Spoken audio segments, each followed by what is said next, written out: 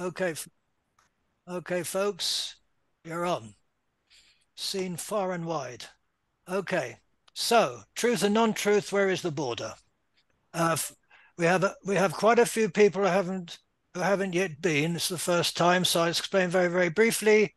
Um, what I do is usually something controversial, although I don't think it is, but other people do. I ask a lot of questions and shake things that we take for granted.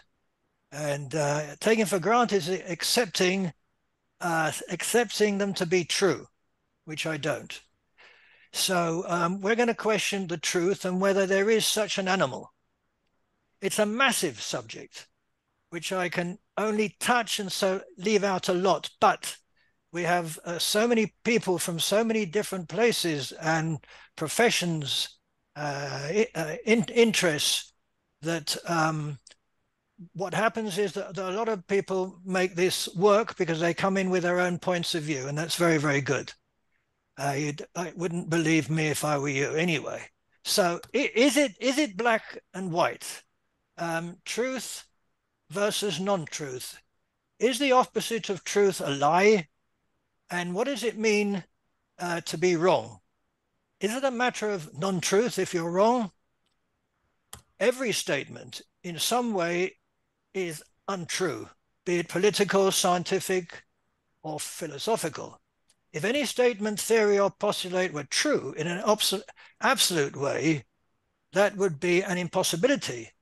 It would itself counter the truth that everything is approximate. So in court, a very good example of truth. One swears to tell the truth, the whole truth, and nothing but the truth. That oath itself carries an inherent impossibility. So witnesses are reduced to the gesture of reasonableness. So can there be the whole truth? If what is claimed to be the truth, is it the truth if you leave out some facts? That is, what you are saying is true, but elements of the whole are left out. There's a crucial principle in probabilistic reasoning known as the total evidence requirement. This is roughly the principle that we should always use the most specific evidence available to us. Suppose the prosecution tells the jury that the accused always carries a knife around with him, neglecting to add that the knife in question is a butter knife.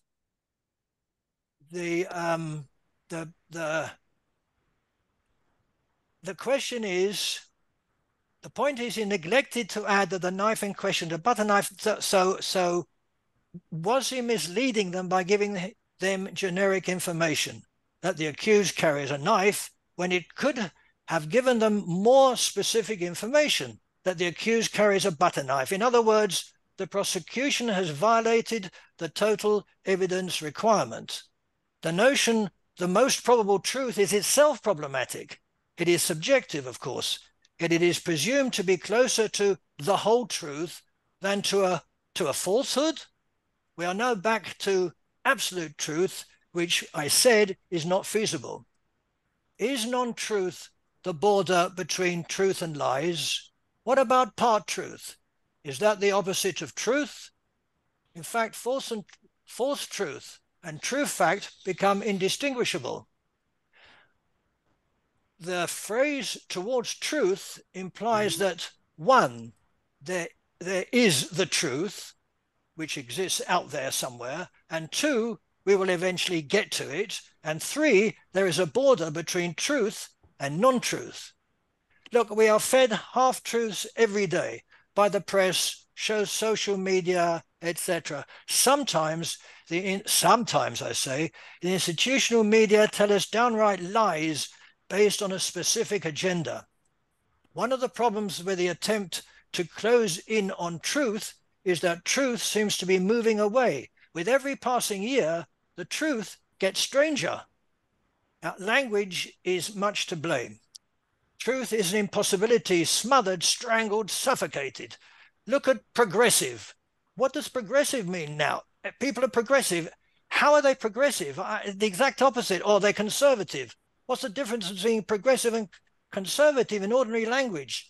Of course, there's truth and fact and reality and really. And of course, that wonderful word woke, whatever that means, everybody's woke or not woke. Okay? Philosophers change the meaning of words to fit into what they proclaim. For example, the will of Nietzsche, of Schopenhauer, of Hegel, whose writing is so dense that anyone can see what they want in it, as we can see in these meetings, by the way. Inventing new words, for example, Heidegger, for whom truth is inextricably linked to Dasein, a word he made up, being in the world and language. All are given license by interpreters of the language to fit their own theories.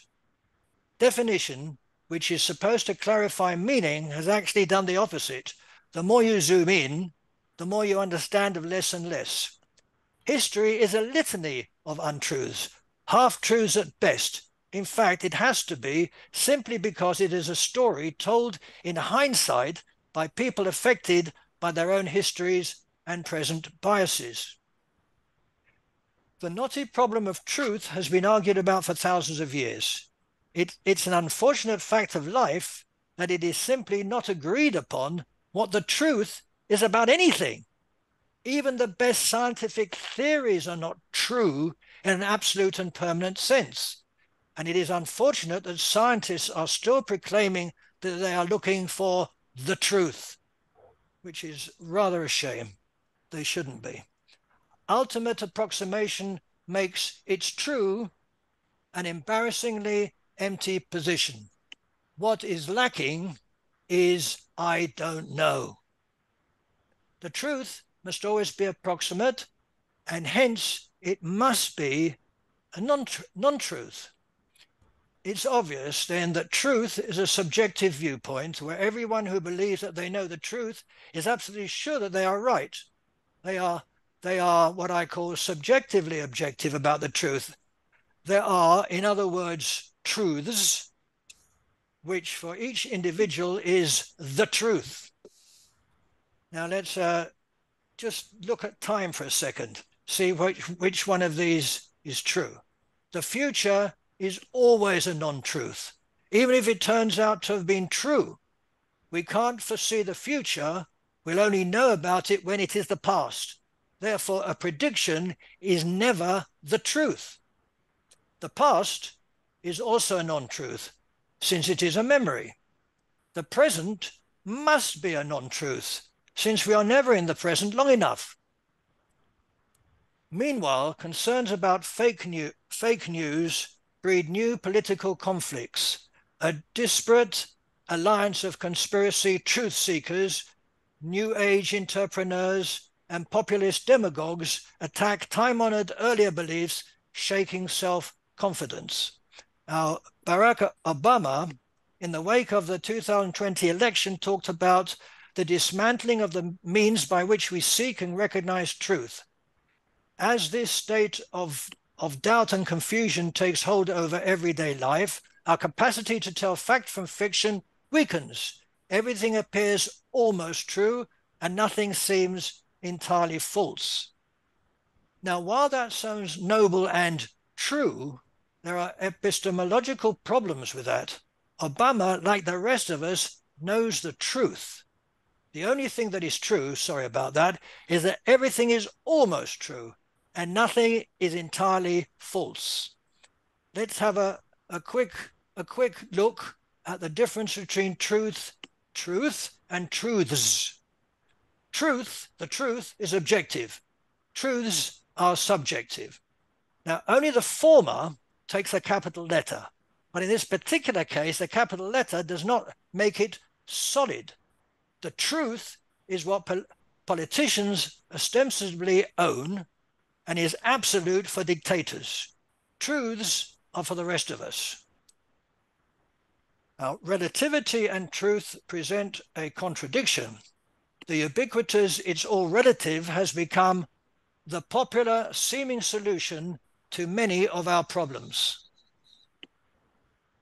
It's one reason why fundamentals such as truth and fact and reality have lost the ability of being independently meaningful.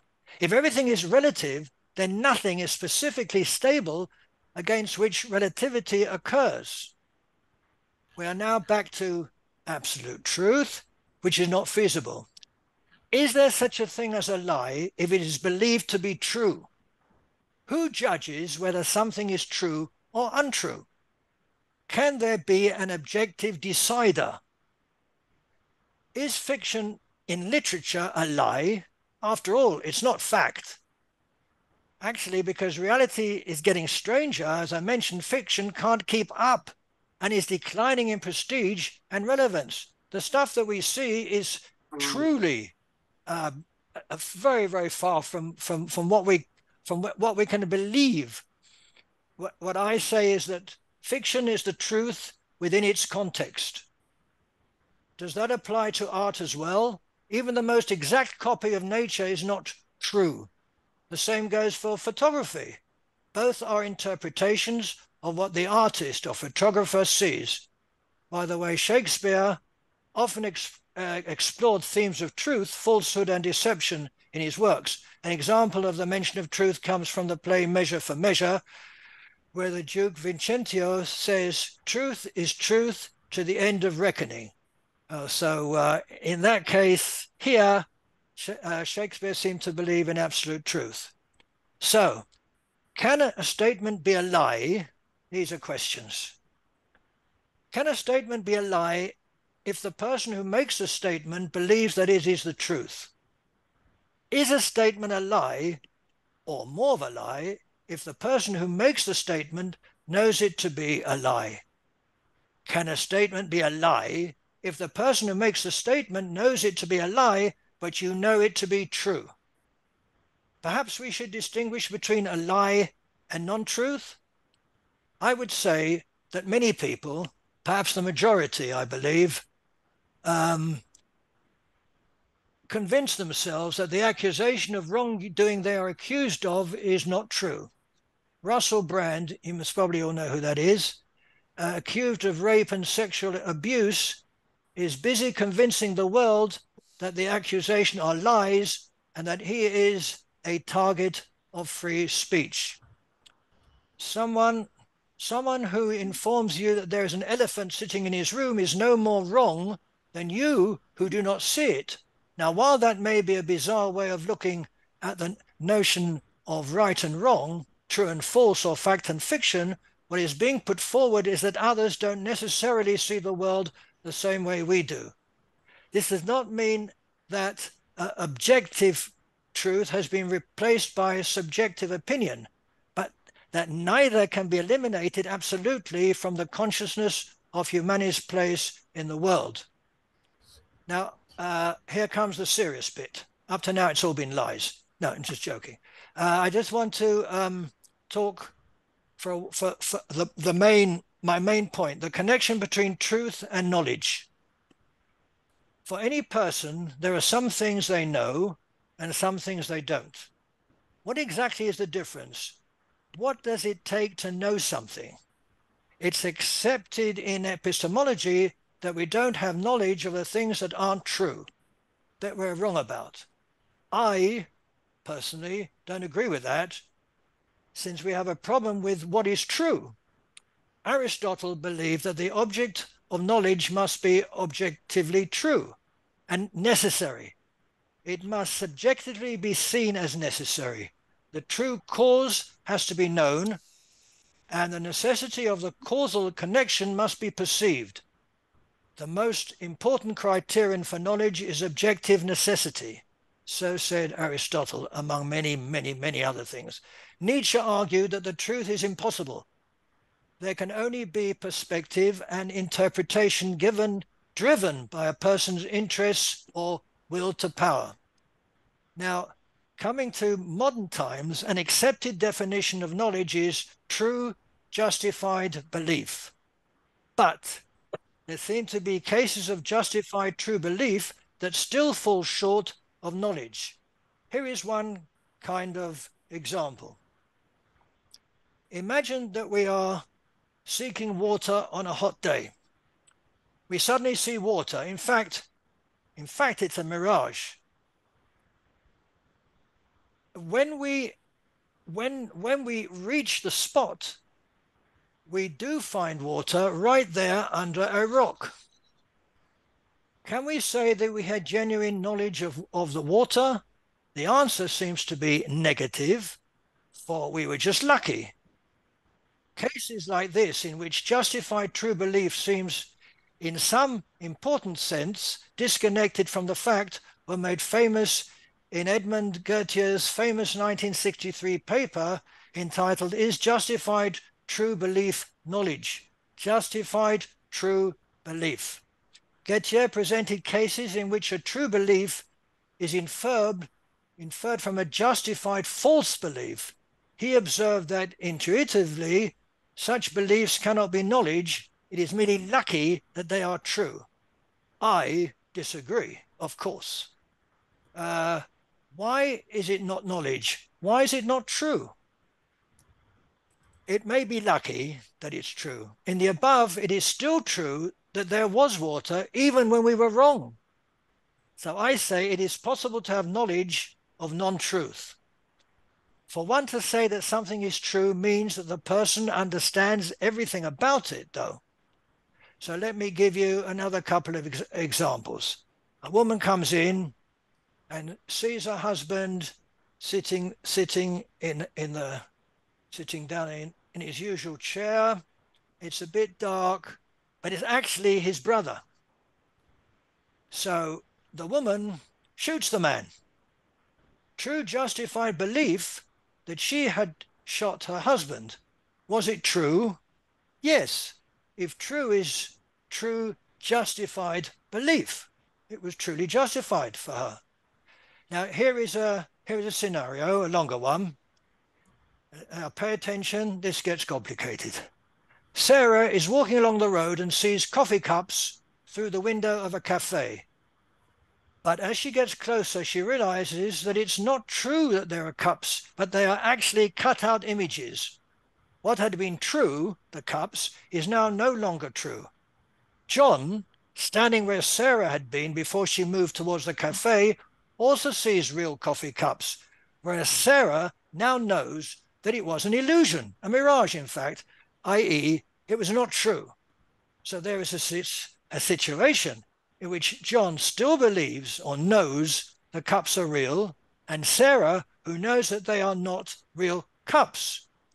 So were the cups not real cups when John was at a distance from them? And so did he not know they were real? Here are some questions and reasonable answers. 1. Had the truth itself changed when Sarah got to the cafe? I say the truth had changed for her. 2. Does John know that the cups are real from where he is? I say he does know they are real, notwithstanding what Sarah knows. 3.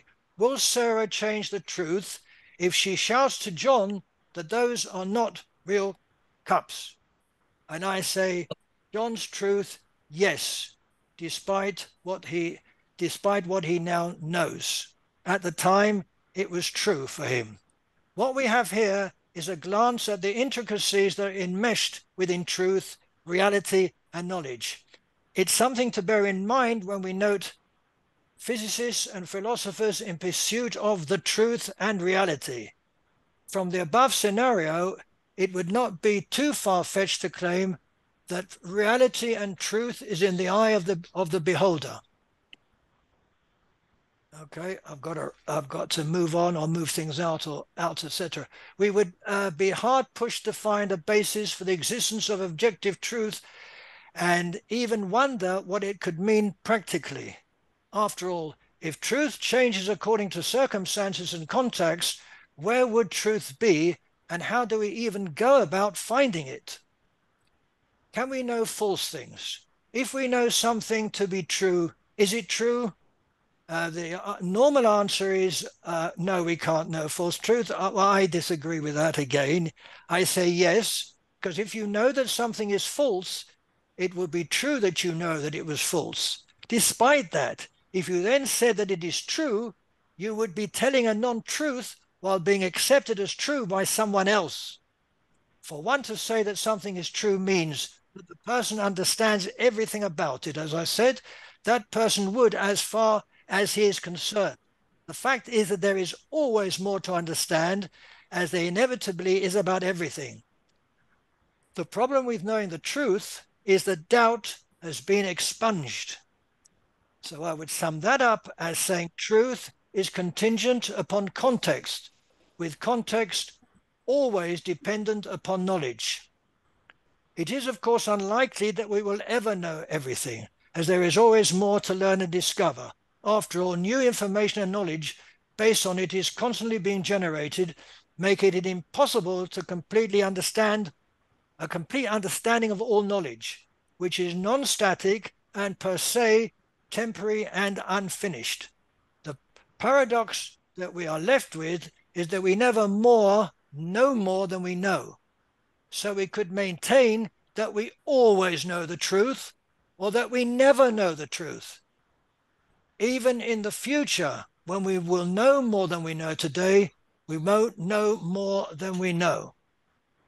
Here is a current example for the scientists here.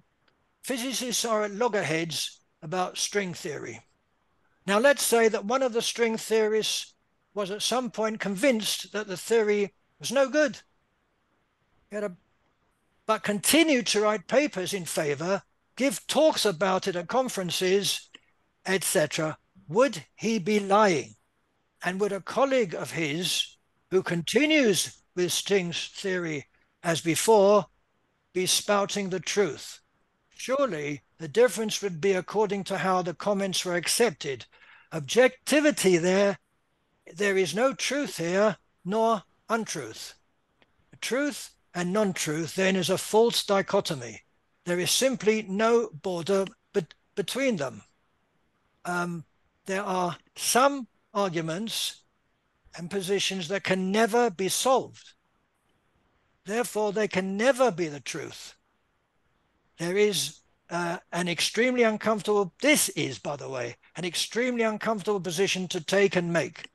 Humans have the need to solve things. That is the role of science and philosophy, and in fact, every discipline. It is why perhaps we see patterns, but we don't all agree what the patterns are, only that we see patterns. Patterns are not objective things. We don't even know what others see when we agree that the pattern shows something. Despite all, we can't even agree whether there is something called the truth or there isn't. And I finish with a quote from Nietzsche. Convictions are more dangerous foes of truth than lies. I managed it in the time I thought. I only left out a bit. So it's up to you folks. Oh, there are many truthful, wow, there are many truthful people here. Okay. Oh dear. Morris, go for it and be careful. Thank you for the warning. And I shall try to avoid the elephant in my personal room at this moment. And perhaps most of the participants this evening don't even know what color the elephant is and what size it is and so Pink. on. I would just, first of all, like to say, well, I wouldn't like to say, I have to say, it's all your fault, Ron. Is it? Okay. The whole mess we are in, and we're in a mess, is your fault. Well, I don't mean you, only you personally. Oh, thank God. I mean you, the philosopher. Oh, look what you've done to what was really quite nice before. That is, there used to be religions when everybody knew the truth. There were people who knew the truth, and they were usually either your parents or maybe the religious leader, and everybody knew that, as in any court of law, at the end there would be a judgment, that is, a true judgment made by God. And since you've all got rid of that, since all of that has been chucked out, uh, we're left high and dry. We're left up the creek. I don't get me wrong. I'm not religious. I don't believe, but uh, I miss that truth because that truth made the world an easier place to live in. I Really? think. I think, but you can tell me different in a moment. Well, the All right. Crusaders had a good time with the truth. Uh, well, that's true. So if you were a crusader, you were all right, Jack. However, uh, you use this word belief. I didn't count how many times you said belief because I think it's rude to count how many times people say the same word over and over again. But belief, which relies on some sort of inner understanding of truth, that is, I've got inside me, whether it's an instinct, an inner voice, or whatever it is, that belief is essential for us. How the hell am I supposed to get up tomorrow morning uh, without the belief that the sun will shine, that the world will be still going on, that I'll wake up in the morning, whatever? I need that belief. And that belief is either a falsehood, it's just a construct, or else it's based on some inner truth. Uh, and you philosophers, I say you, I mean, we're all sort of discussing philosophy here, but I'm approaching this as a dentist. You philosophers have uh, just taken it away from us. Uh, I don't want to live without knowing that there is something a little firmer underneath my feet than the approximations you provide me with. Uh, I, I find myself believing that we have painted ourselves into a corner, and I think we can't find a way out of it. Uh, has anybody got a solution for that? Kant did for a start. Okay. I'm sure somebody will go into that. But I, of course, I, there's a solution. uh, I wait with bated breath. Um, by the way, how do you take being held responsible? Terribly. Are you going to resign? Yes. This second, goodbye. You've done it. You've ruined the whole thing. That's it. This is the end. I'm destroyed. Finished. My Maurice, my belief is a bad word, and I didn't use it many times. I tried not to. Are you 17, I did count, but I didn't like to tell you. you liar? First of all, we're talking about truth, and I had, unfortunately, as usual, I left out a lot of stuff. One was about God. I had to leave God out. I don't think he's very important regarding truth personally, and neither do you, I think. But I think belief and truth. There are a lot of papers about the difference of belief and truth, and I don't think there is. But anyway, thank you very much. We're gonna get back to you for sure. And there's nothing to do with you, but I forgot to mention at the beginning. Please keep it, and you did, Maurice. Keep it. Please keep it as short as you can, because everybody wants to talk, which is what this is about. 3 to 5 minutes is good, because then you can always come in again. You did well. You kept to it. You kept it, Maurice. Thank you very much. Thank you, Richard. Welcome back. Good to see you. No, Richard, can't hear you. Got to press the Because okay, truth I button. needed to make That's sure there it. was no external sound coming through. Right. Morris does show the advantages of having studied science at school, but it does also show that we ought to also study both science and the humanities. It's basically it's language. Truth and language are wound together. You can't talk about one without the other. I suspect Wittgenstein, I know, went into that. When Morris is referring to religious truth, maybe that truth ought to be with a capital T, so we all know and put it in a separate category. Belief, faith is not something that everybody can belong to a different religion or have a different faith, and you can't really argue logically about whether their truth is my truth and my truth is your truth, or the fact that I have no truth, whatever. That can be separated, shelved, and it belongs in theology. I think that some people have tried to put various categories of truth. To me, I'll go into the fact that apart from religion, there is an area where you can find truth, but it means that you have to have a restricted world. Your boundaries have to be closed in. You have to use a formal language, starting with a really simple formal language, like the one for putting categories of lead in a pencil. You can only describe the different categories you've got there. But if you say this pencil is an HB and you look on the end and it says HB, you can be pretty sure you're telling the truth, but it's very restricted. If it doesn't say HB on there, the only other way would be if there was some way, such as a color chart, which shows whether it's H or whether it's B and whether it's 2H, 3H, whatever. But within that area, you can be pretty certain, but it's very, very limited. So we move on and we go into some other model of what we'll call in apostrophes the real world, because I can see that philosophically we can deny that anything's real. But within the real world, you can build a model and then you can make that into, say, a database.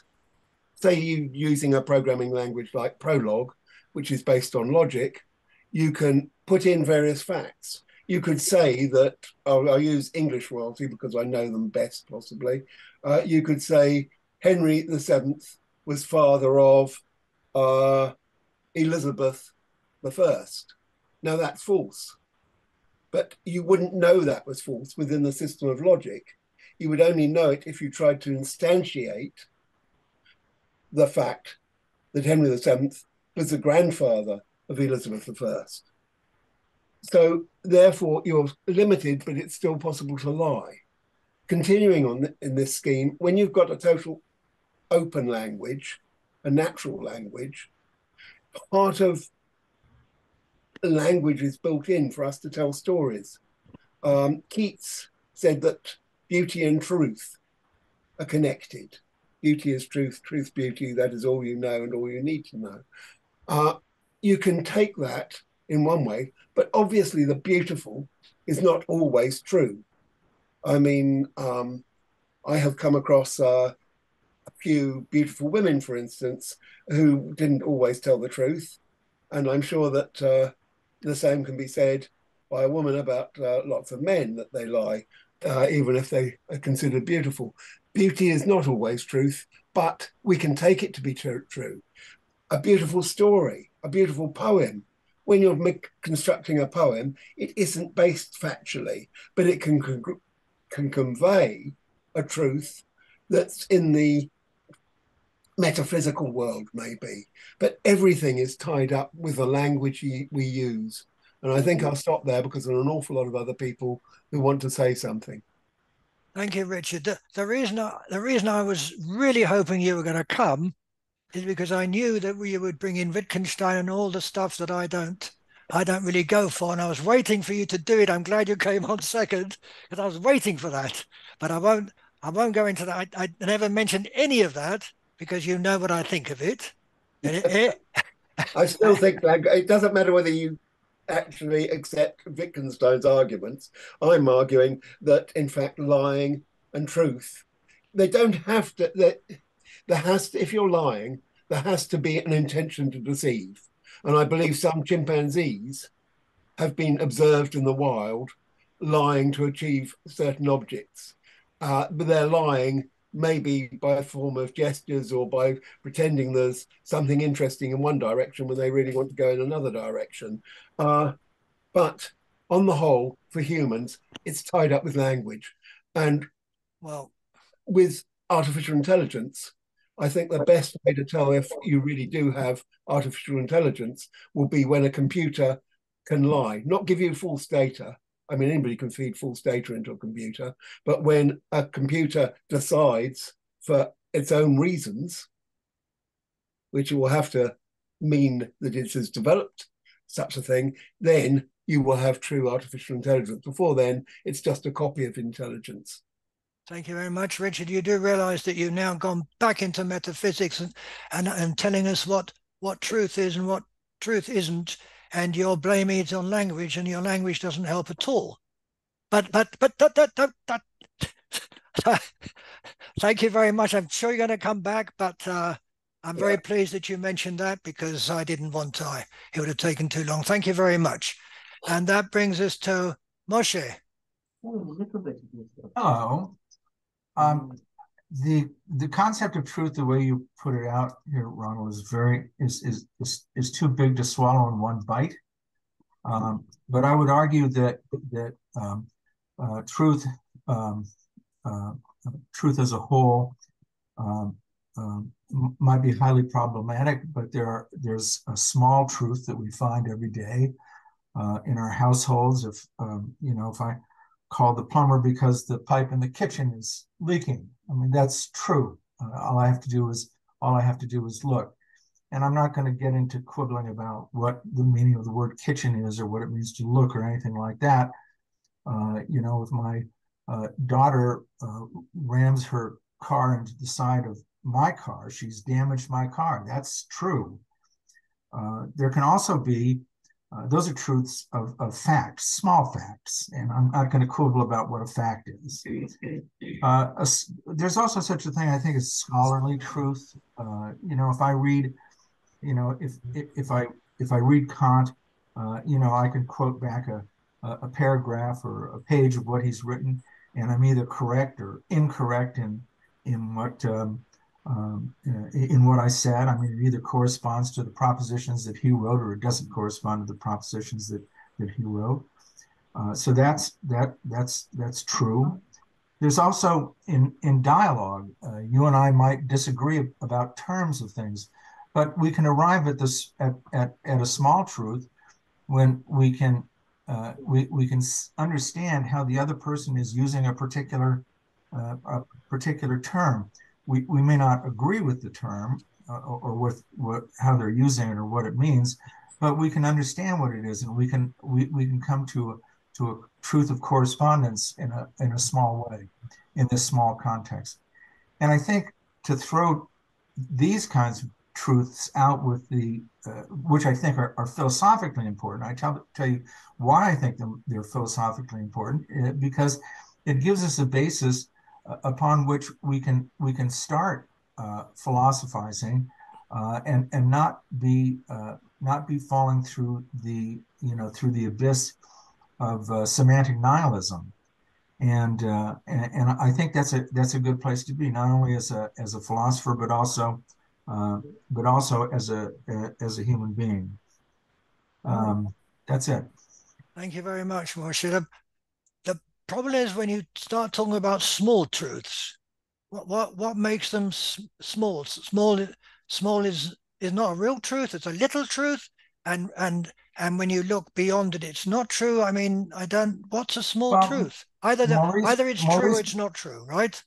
Maurice brought up. I'm calling it small in the sense that Maurice brought up earlier, that in the Middle Ages there was such a thing as religious truth, and we know that to be complete bollocks.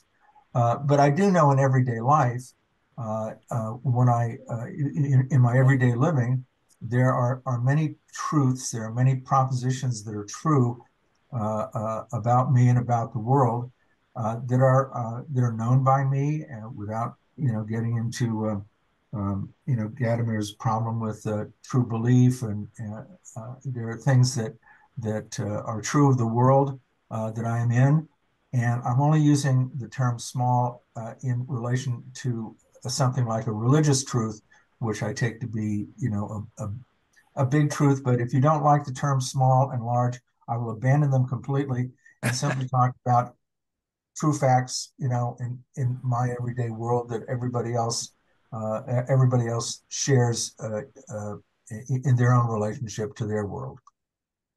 Okay, but you can cut down every truth into tiny truths, like Morris talked about religious truth. That's absolutely, I mean, that's not true, by the way.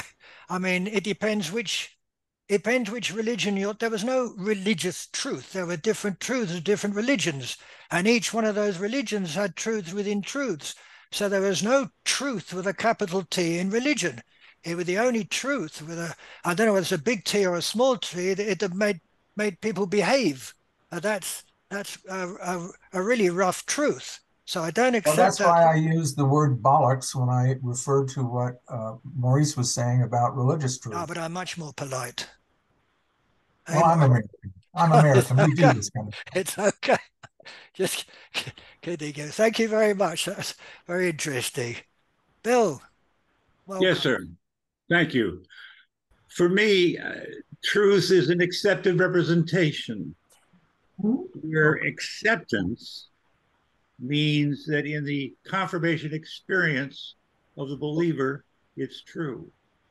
And the question we have is what is, in our conversations with each other, is what's your confirmation experience? For you to say this representation is a truth that you accept. Acceptance is all over the map. And we see that, in fact, when people are at odds with each other, they are differing about their confirmation experiences. I talked to a Trumper and I learned that they heard that Trump said it and therefore it's true. Whereas if he went to some other kind of research, he would find it was false. So we have a relativity in truth, that representations are backed by different experiences of confirmation by believers. And if you want to change a believer, you got to go to changing his confirmation experience. That's my sense of it.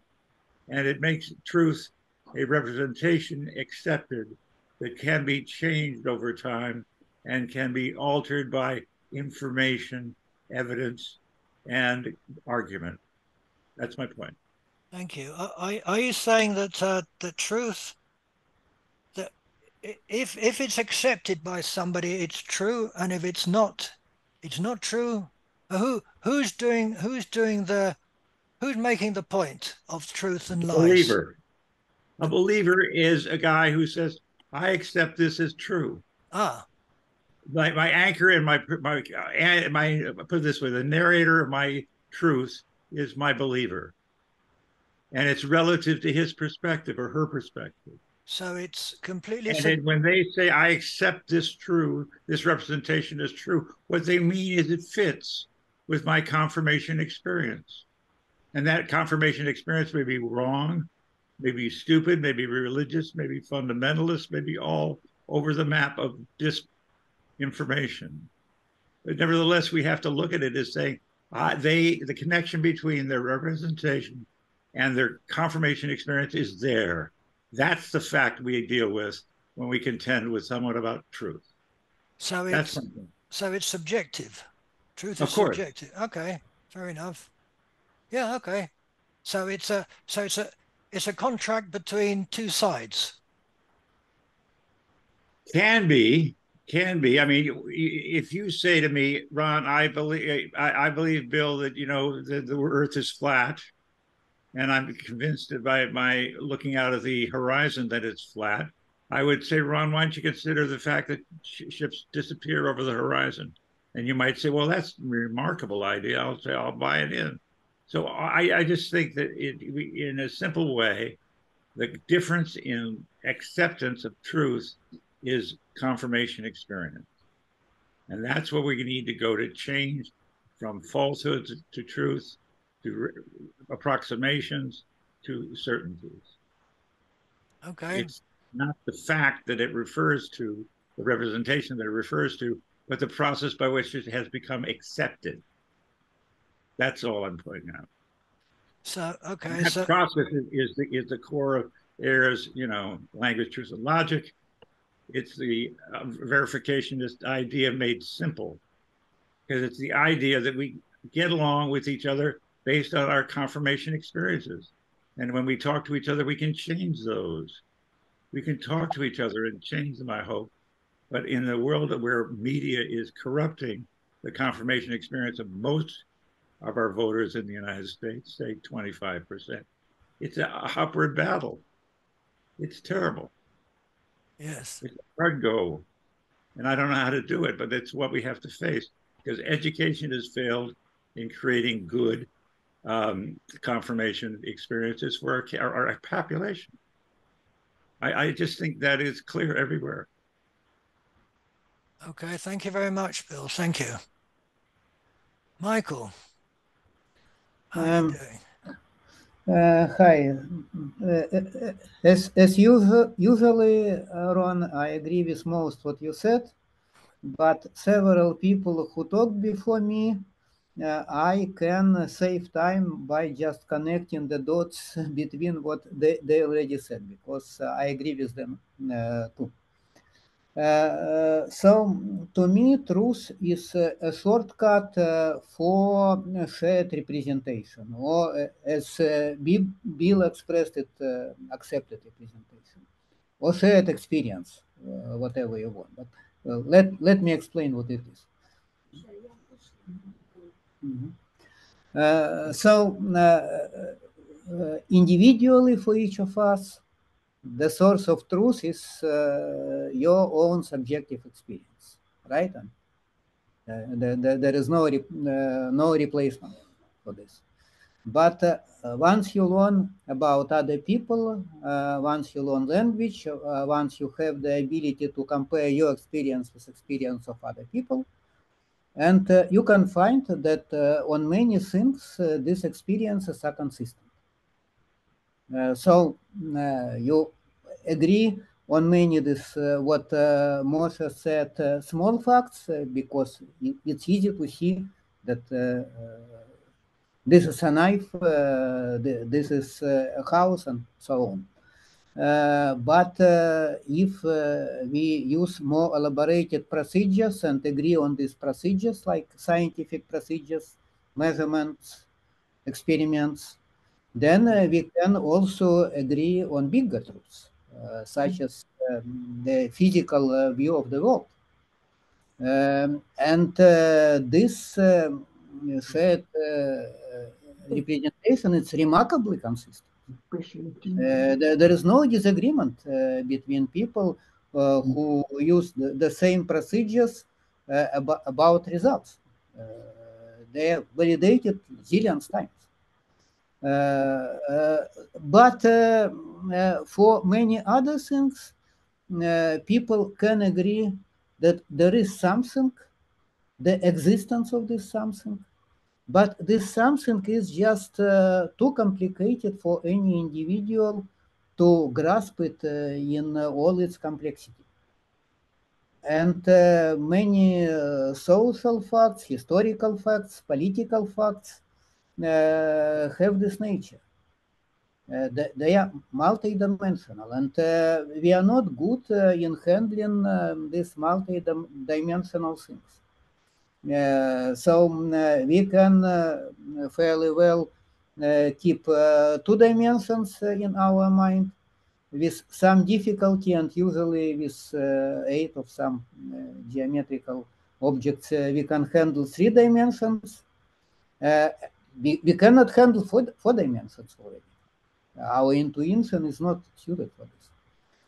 And when people are debating about these multidimensional things, first, the debates only make sense if they all agree that this thing is real. Otherwise, there is no subject for these debates. But they all see it from different sides, and they emphasize different dimensions. And assuming that there is no evil intentions, that people really try to understand it, still the fact that their subjective experiences are different, and there are no these simple shared procedures that they all could use. So the only way to enhance their understanding of truth is through discussion, through using language as imprecise as it is, and exchanging their opinions, sharing their experiences. And this can never be complete for sufficiently complex things, but there is always place for improvement. And many of political debates are of this nature. When both sides, or maybe more than two sides, each side has something right. But they overlook that there are other sides of this issue that they don't fully appreciate or just don't see. In this sense, I probably would be careful to use the word truth, but at least there is something that people need to accept, as Bill said, and without this, it would be impossible to do anything. And there is some analogy with quantum mechanics here that quantum equations, they describe not events, they describe something more complex reality expressed by the wave function. But we cannot do anything useful with this wave function until we take this measurement. Until this wave function collapses to some certain event. And for us, making decisions is the same thing as making measurements. So at some point, yes, we can debate forever. We can agree that maybe we don't fully understand something, but at some point we have to make a decision.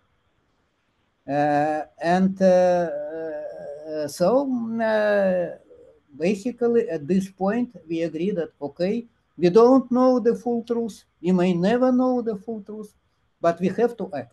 We have to make a decision. Not all of these decisions are necessarily bad, so otherwise life probably would not be possible. Somehow there is something that we can share, we can agree. But whether you call it truth or not, I don't know. Maybe we cannot completely avoid using these commonly accepted terms, but for the sake of time, I just have to leave all the other issues, like people who intentionally or unintentionally distort the truth or simply are telling the lies. That's entirely different story.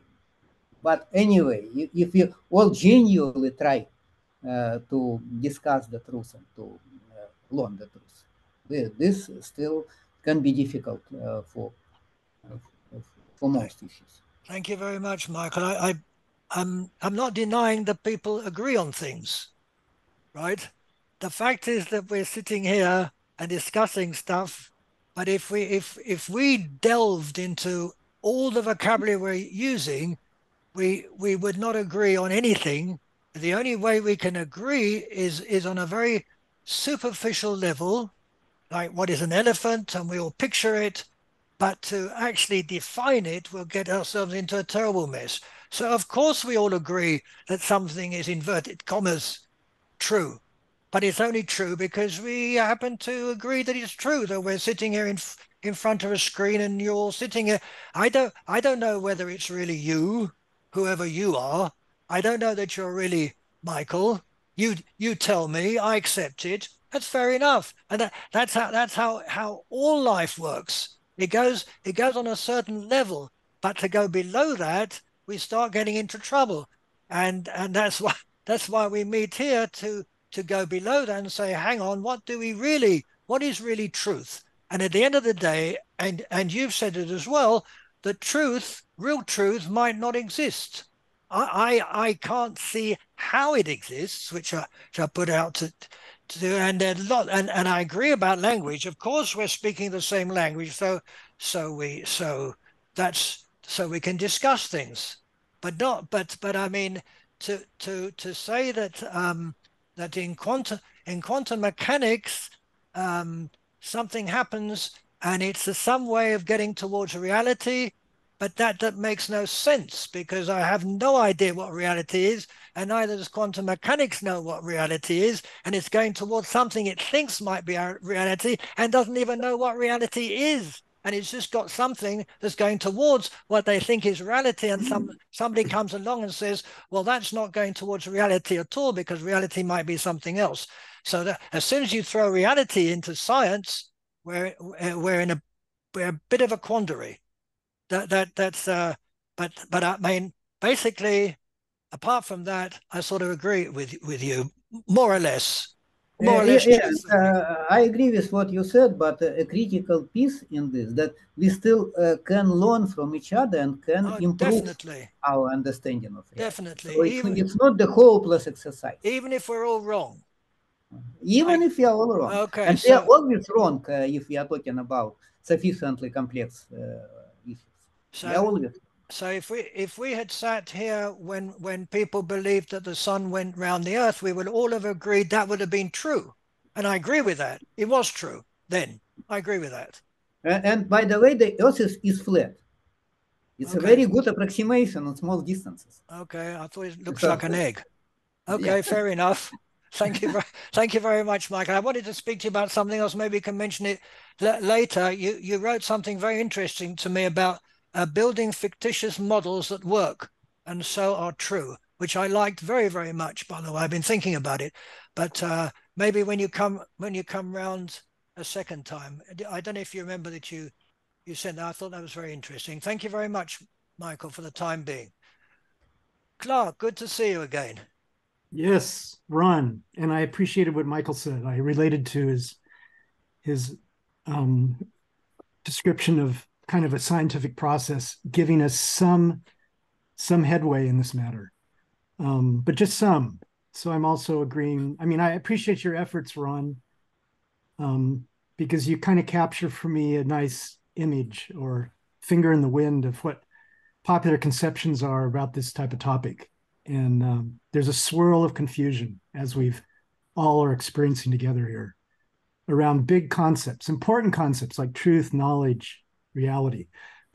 So for me, the point of reference in talking about the question of what truth is, that's the biggest problem. Discipline in sticking to a single point of reference and pursuing that. Because, of course, if you're talking about something and you're changing the point of reference, we're all talking about different things, right? Because the reference is what is important to stick to if we're going to make any headway in this. So, and that's what makes it unappealing to me is that there's often a shifting and conflation of the point of reference. So let me try to ground it with a certain reference in my discussion of what makes sense to me regarding truth. I live in a world that is absolute in some respects, in some very important respects. And I need to be able to reference this absolute character of the world of which I'm a part. That's one of the reasons I'm part of it. So, for example, I absolutely need to be able to identify the truth of nourishment that clean air, clean water, good food provide me. I have to be able to identify that accurately. Absent such absolute truths in reference to my life, it is true I will absolutely die. So the stakes are high regarding this issue of truth. I can't identify it correctly. This swirling conflation and confusion I just described is not going to, it's not going to serve us. So, but here's the confusion to me that I agree with everybody that's spoken, including you, Ron. Describing with words what this absolute truth is suddenly becomes a strange, funny, hazy sort of thing. The insistence that thinking truth must be absolute, for instance, as the difference between drinking gasoline or drinking clean, sweet water is what is the problem for me. There's an insistence that our words have to describe it. And it's understandable, because the stakes are high. But we have a certain expectation we bring into the discussion of what truth is that is part of the problem. So if we can't ferret out that expectation of where is it appropriate to apply absolute truth to, then we are confusing ourselves in talking together. So let me get clear, just to be, I mean, I'm not clear. You're going to find out, and I would like your feedback on it, of course. But let me get clear of how I manage this problem with words, this describing problem.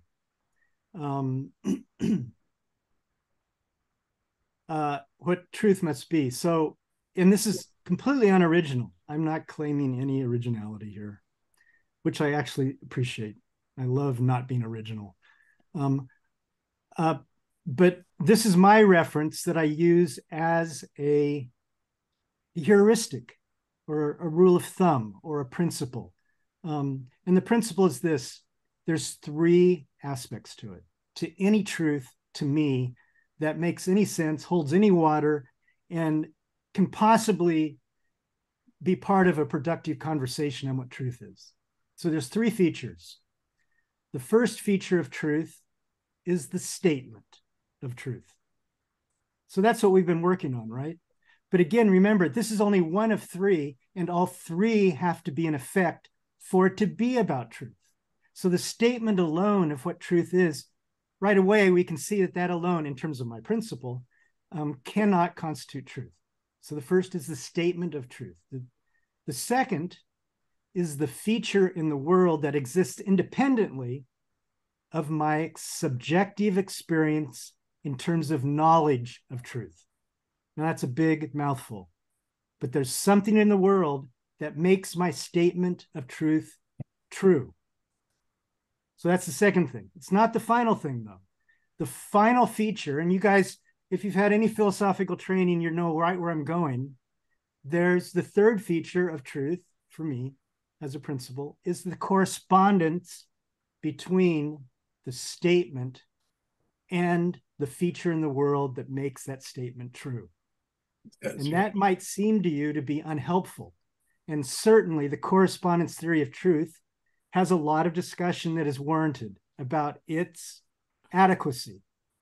But to start anywhere where we can agree, most philosophers, according to my understanding and what I've read, there's actually been surveys on this, most philosophers, by a generous majority, believe that the correspondence theory of truth is where you start. You don't start with coherence. You don't start with pragmatic theories of truth. You start with correspondence. So if we were to focus on that, I believe we may end up with not just a swirl of confusion and conflation.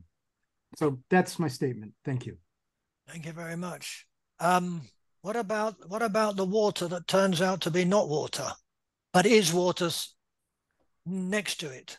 Where's the correspondence between what you see, water, and whether it's true? What the happens? Fact in the world of whether my belly hurts or not.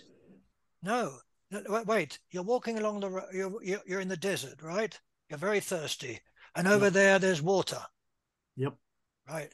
So there's your correspondence. Now, is it true? Where's the correspondence? No, but is it true that there's water there? Well, I don't know yet. That's my three. There's three factors to truth. Okay. So you don't know yet, neither do I.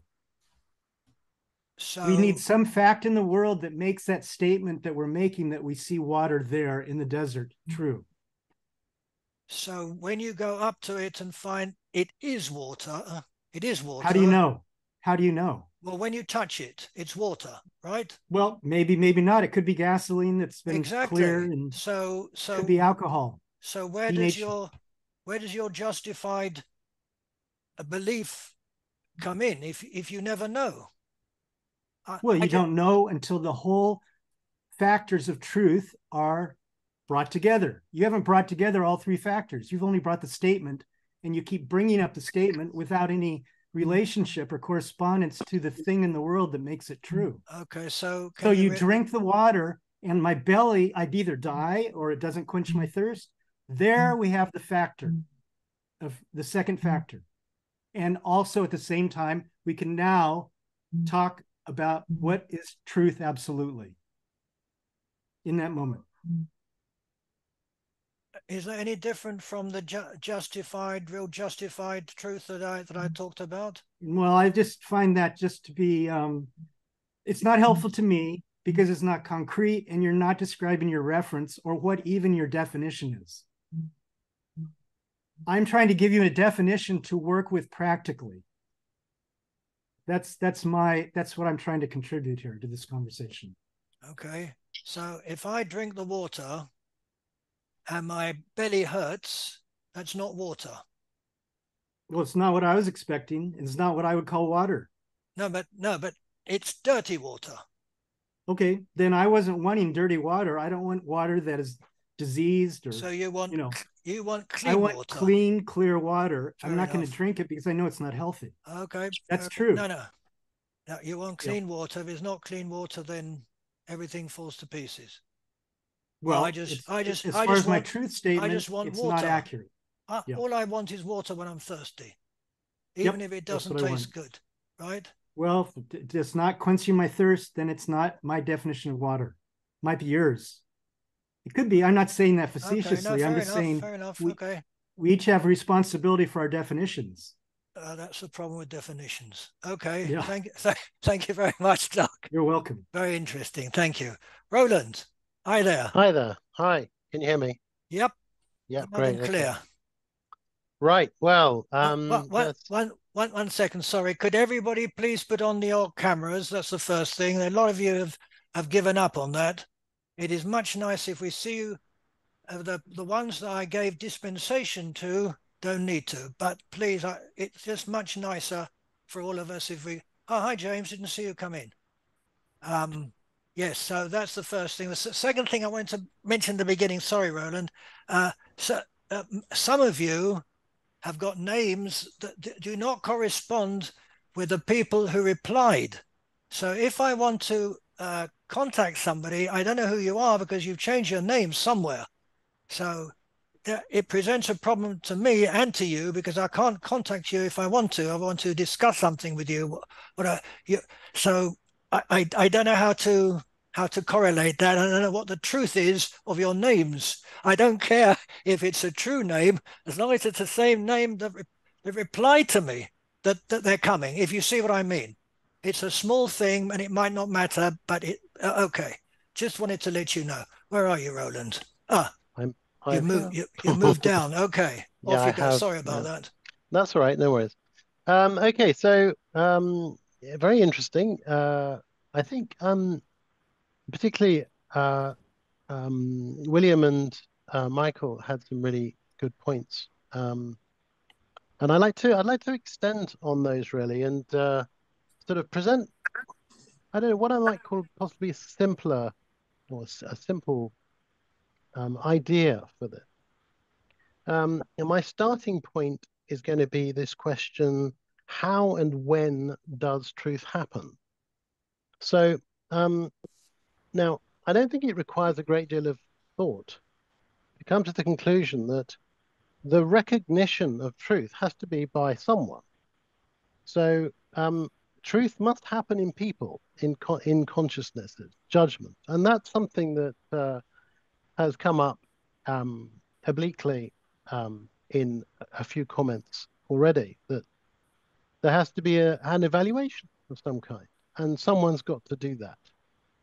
So given that an evaluation has to be made, we then have to center the whole idea of truth on people making evaluations. So the next question is, how do we know that truth has happened? How do I know? So I for example, I go, right, the sun will rise tomorrow, for example, or this, I'm holding my pencil here. How do I know these things? There has to be some inner, you could say, psychological state which will be recognized by me in some way so as to indicate that this truth has occurred. Now, without that recognition, I don't think there could be any such thing as truth, however we happen to describe it. Because if we're talking about an evaluation, some sort of correspondence, if there's no recognition of that correspondence, then you've got nothing. So we have this idea of an internal state that arises when there is an experience of what I will provisionally call truth. Okay. Now, actually, I believe this state can be actually quite easily tested, but I'll come back to that. Now, the next question is there some way of breaking down this experience of evaluation into some simple model? And what I've come to is this. It's actually very similar to set theory, in that you have a set of criteria and you have some kind of comparison with that set of criteria. So I have a set of criteria, for example, based upon my memories and experience that tell me what a pencil is. And I hold this thing up and I go, yeah, that's a pencil, because it fits that set of criteria. And William mentioned this earlier on, this idea of I can't remember the exact words you used, William, I'm afraid, but this idea of a representation of experience. I would put it slightly differently in that I would say that it's an instance of a set of criteria, and more importantly, it's an instance of that set of criteria happening. And I think the important thing here is the happening, because there is a timestamp on truth. It's a question of when it happens. And there is a real difference between my saying, it is true that I am holding this pencil, and it is true that the sun will rise tomorrow.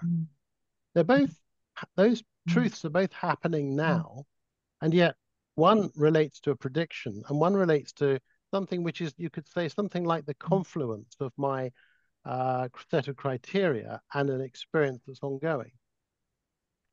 Anyway, so the next thing I wanted to add to that, if my idea of truth here is an instance of a set of criteria happening, then I have to ask myself, well, what is that set of criteria?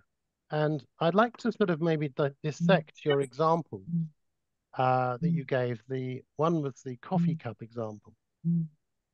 So here we have a person approaching a shop and seeing coffee cups in the window.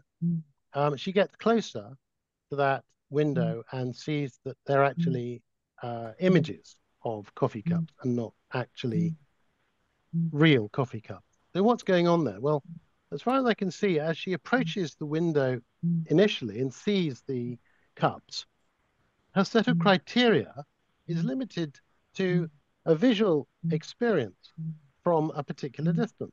So there are certain criteria there which are based upon how far she is from those cups and what she can derive from that. As she gets closer, the criteria set change, and therefore the evaluation can change.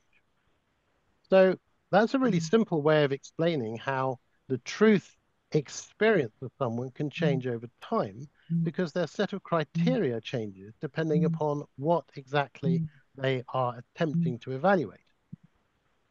The same concept can be applied to, for example, reaching the truth as between groups of people. So there, rather than simply assessing my own experience of the thing in question, like, there is an object on the table and there's a group of people around it, and I look at it and I say, well, that is an orange. And then that is my set of criteria. I'm limiting it to what I have to think about that object. But then someone else introduces a different viewpoint or draws my attention to some aspect of this object that I hadn't noticed, and suddenly my set of criteria start to morph. And therefore, how that set of criteria correspond to what's going on for me at the time will change as well. So again, we have an answer to a very common experience of how truth can change, which depends upon the set of criteria I'm using. Now, of course, we have another aspect of that, which is supposing I don't want to listen to what someone else says, and I'd rather just have my own opinion. Well, we have the same basic model that can apply there. It's just that I've decided to exclude a set of a number of criteria on the grounds that they don't suit me. So, that's a pretty common example when people are confirmation biased in a particular way. And again, I'm not criticizing that inherently as a bad thing. I'm more saying that seems to me to be a very natural behavior, that we actually filter the criteria that we're using in any particular assessment of what is true and what is not true. So as the so the coffee experience that I mentioned is one example. The water concept can be broken down in exactly the same way. So I see the water or the oasis or whatever it is, and I go, oh gosh, there is an oasis. Now, in fact, I have seen a mirage is obviously a reflection from a distance. It's actually something which is refracted through the atmosphere. So I have seen something, I have a visual experience, and that visual experience corresponds to a set of criteria. So I have a truth. That is what's going on. As I get to the place where I think the water is, and there happens to be water there, then I have another truth, but it's a different one because I haven't actually got to the place that I saw. So it's just a different type of truth, just as much as, I might go into my workshop and look for a pair of pliers, and the one I want isn't there, but another pair is, but I've still got a pair of pliers. So, great. There's no significance that they happen to be different pliers. And the fact is anyway, that when we predict something happening, we never actually reach the exact thing that we predict anyway. Prediction is a bit like a blueprint of possible things that might happen. And so, that really doesn't, I think, have any significance at all to the solution to that particular problem. The last thing I wanted to say, really, one other thing I'd like to add there, the Gettier problems and the water problem that you've mentioned, justified true belief, I think arises from a belief in what I would call states of truth. In other words, that there are true states of affairs. And that is directly inconsistent with our experience of where truths happen. If truth happen in people, then they can't be out there anywhere. So if we then start to introduce the idea of states of truth, then we've instantly introduced, you could say, a bug in our program, because we've created an artificial, untestable reference that we can never get to. And that's going to screw everything up, obviously, because it's just impossible to test, impossible to get to. The last thing I wanted to say was a quite fun thing. It's an experiment that I invite you to have a go at. This is an experiment I've tried on, I don't know, probably hundreds of people now. And what you do is you stand up in front of another person, you put your hands on their chest, and you gently push them. And their job is to stand their ground. Okay, so they will resist you, and you'll feel. Usually, what you feel is their body slightly give, and then it will stop. And obviously, you could overpower them, but basically, you feel a fairly firm, clear resistance. Now, the next part of the experiment is to point to an object in the room, say a chair, and say to the person, okay, I'd like you to say that chair is a table. And so they go, you must be mad, but you say, well, just go with it and see what happens. So then point to the chair or look at the chair and say, that chair is a table. And now you notice what happens when you apply this pressure to the chest. And what you will find is the person will give way. Their strength vanishes out of their body. Now, that may seem utterly ludicrous, but I think this is fundamentally related to what we might call the experience of truth. To me, truth is a psychological state that recognizes a sense of wholeness, of consistency. The moment you introduce into a person a a feeling of inconsistency, where there is a clash of some kind, their ability of their physicality of their body to form a coordinated response to something is heavily affected, is diminished. And anyway, it's a fun experiment to have a go at. And if you can demonstrate it to yourself and to other people, it can be a powerful indicator of how truth appears to be something to do with how you could say whole we feel ourselves about the thing that we're evaluating. So I think I'll stop there if that's all right. Thanks. Thank you very much, Roland. Very interesting indeed. Very interesting. Thank you. Kerry, thank you for waiting. You're very patient. Well, thank you very, very much for this. And I've got to say, boy, this smart and introspective group here. Lots going on to chew on. I'm going to be thinking about this for a few days, I think.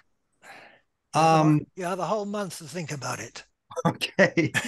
So a few things I wanted to kind of start, I think, with some points that were made by Clark and Richard, and you know, not to bring Wittgenstein into it, but I will.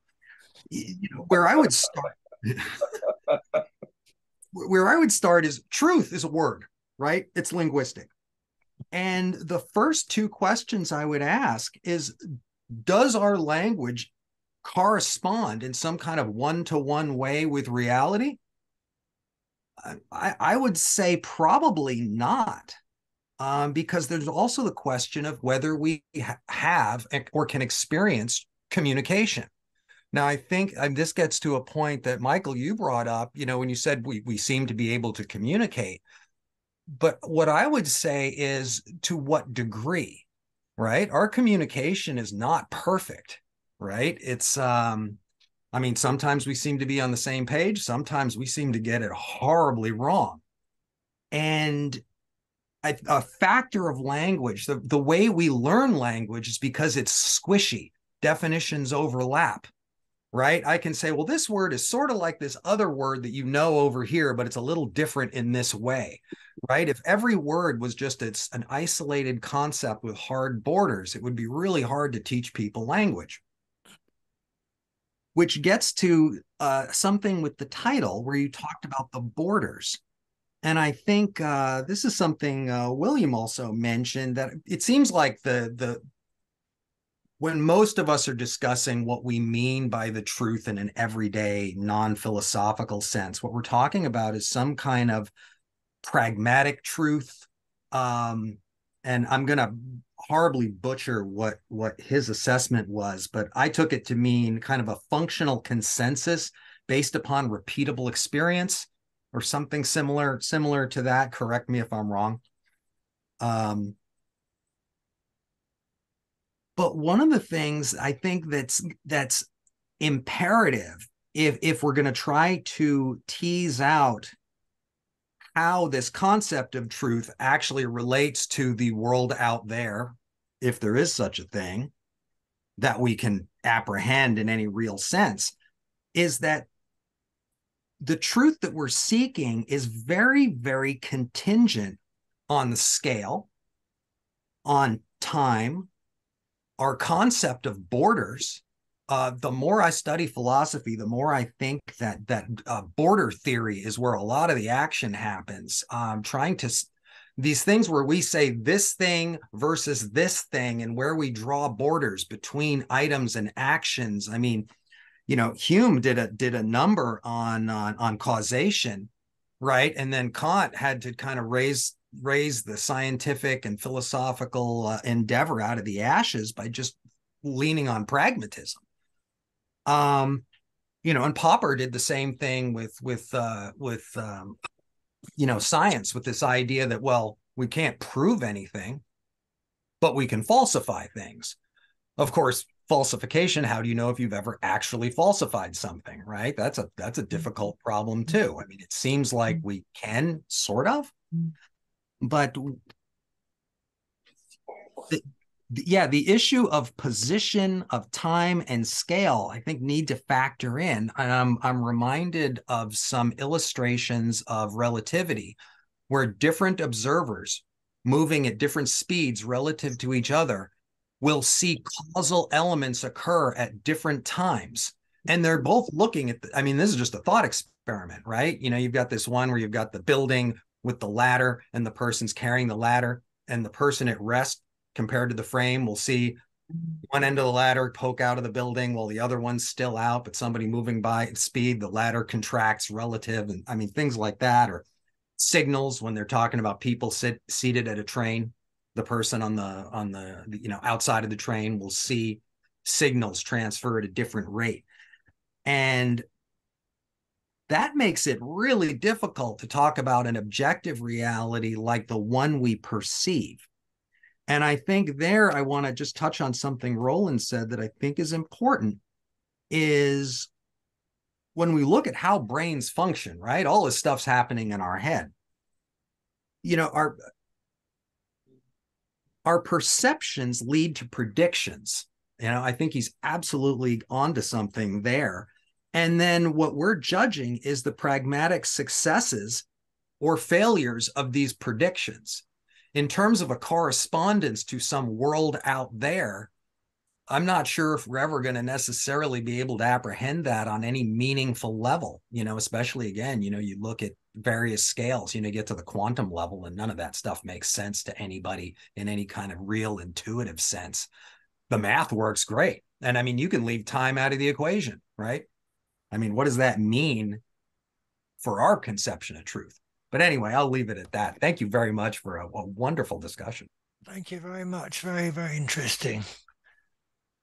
Where are we now? This one. Okay. Olga, good to see you again. Hi.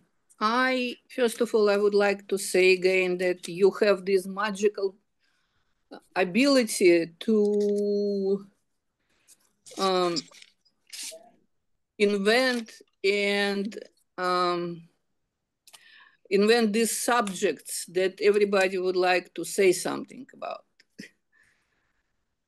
And it could be discussed absolutely endlessly, any subject that you raises. And I kind of waited for several maybe definitions, maybe words that people could say. And probably only Clark who said something that really matters. And he said, first of all, he said about correspondence between our definition and some, let's say, events or something that presents in our environment. And also he said this magic word, but it was not just was for description of something. He said practical. So when we talk about how we perceive our environment and ourselves and exist in it, we always try to find a way to help us to survive. And of course, one way is through language. And all what we create have more or less practical reason. And he said this word, practical. But if we kind of talking about, is this term or what our description really connect to our environment, to something in our environment,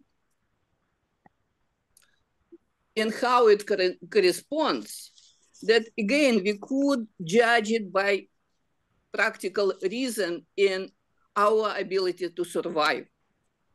And if we define all these truths, like we kind of separate this truth to religious truth or this truth or that truth.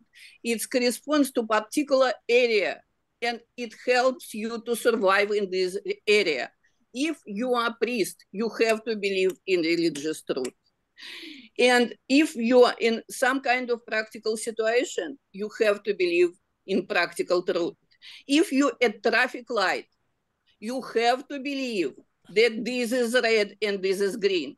Although there is no color is lie. Color is just how we developed through evolution ability to orient us in particular space, in particular environment. Color is I don't know, something separate, does not exist. So, but I have to believe it's red because, as Clark say, stakes too high. And at this moment, my belief in this traffic light is red and I should not drive, or I should not walk, or I should do something or don't do something in this moment, this particular truth, practical truth, small practical truth, rises to the level of absolute truth. If I don't follow it, I won't be able to survive. That's it. And this is probably solved all this.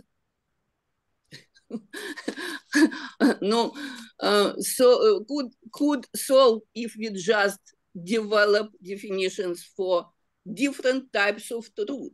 And again, at the moment when I confronted with something that I have to believe in, and if I want to believe in, if it stakes that high, as again Clark said, that I have to raise it to absolute truth.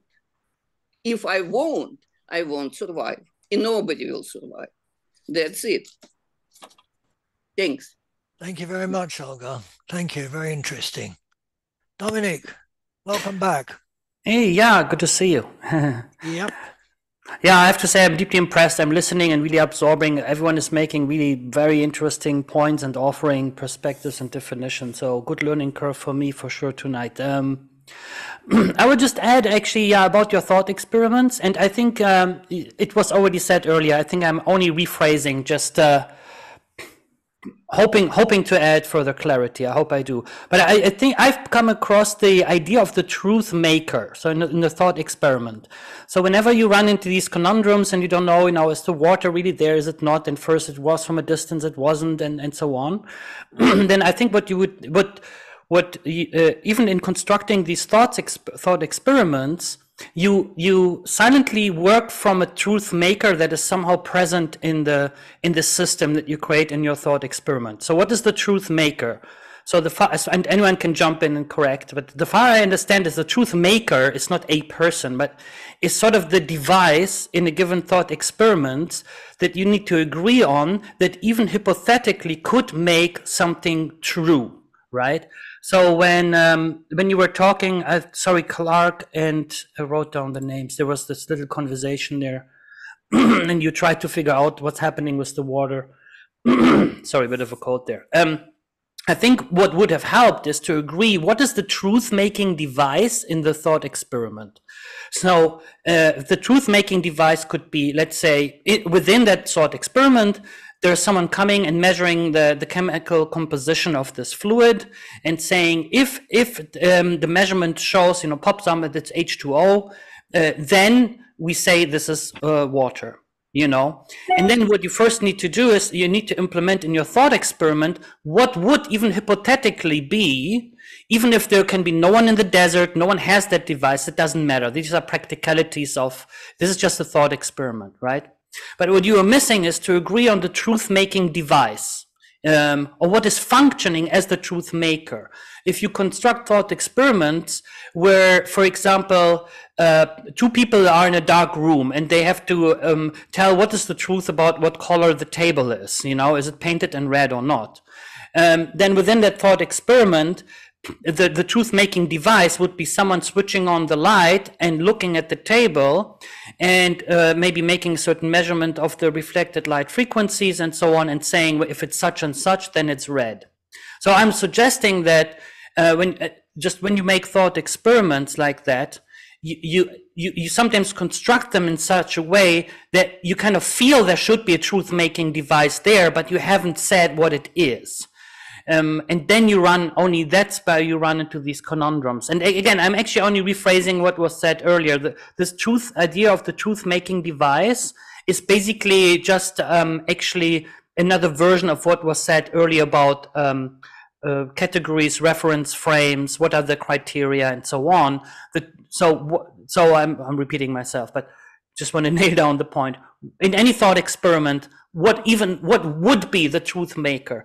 And if for two people who discuss a thought experiment, the truth making device is something that is could be needs to be agreed on, right? So if, for example, in the desert situation, you cannot go and measure this thing, there's no such device. Okay, within that thought experiment, someone just sips a bit of water, gets a tummy ache. Then you have to agree that this is the equivalent of what the truth maker would deliver. If the truth maker would be, again, the device that measures whether it's H2O, it's not there. So we replace it with, I drink the water, get a tummy ache. Then you need to agree with the person you're discussing this reality with that this is the equivalent event that is as good as the truth-making device in the thought experiment. Otherwise, we will talk about this forever, And I think I will close by saying that in any society or any system where the question is what is truth or not, there has to be this contract between this sort of conceptual contract between all participating agents in that system, what the truth making device is in that system, what could even hypothetically actually deliver the truth, and then it maybe resolves all these conundrums. That would be my take on it. Thank you very much, Dominic. Truth maker is interesting. I've got to think about that. It's a device of some sort. It's a thought experimental device. Maybe someone can help me with the language. It's not that this device is a machine or a person. Is what kind of measurement or even concept would provide the truth? The truth providing entity is the truth maker. And if you talk about any system, any given scenario, sometimes the description or the way the thought experiment is articulated is such that it isn't clear what would even be hypothetically the entity that would provide the truth in that given thought experiment. And if you discuss a scenario with any other who's also interested in finding truth, you must carve out, first of all, and agree with the other person what is, even hypothetically, would deliver the truth. What would be the entity in that thought experiment in the given scenario that could even provide a truth? Otherwise, you would be talking in circles all around with different definition and specifications, and silently, even you wouldn't say it, but you would assume different truth makers in the room, and then you will never meet, Okay, thank you very much, Dominic. Yeah. Interesting. Al, you were very patient. Everybody from now on actually is very patient. As are all the people behind me. Yeah. I'm struck by the lack of basic Cartesian discussion. I know what I sense. I think that's an interesting one. What I'm sensing is true. Is that subjective or is that not subjective? I think that's an interesting question. And then there's a question of how do you know it's true, or is it possible that you're wrong? Putting all that aside, though, I'm hearing everybody here using the word truth differently. And over the discussion, I've started to come to the question of whether or not the word truth has any utility. Is there any value in it? Is it redundant with all of our other concepts? I can believe something. I cannot believe something. I can believe something and then test it.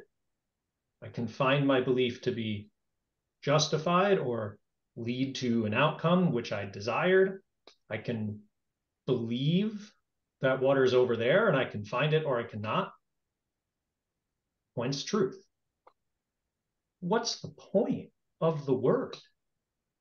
So when we start thinking a little bit about what's the point of the word, we start to see it in formal logic, we see it in programming, we see it in databases, right? And it's sort of axiomatically defined in a system of representation.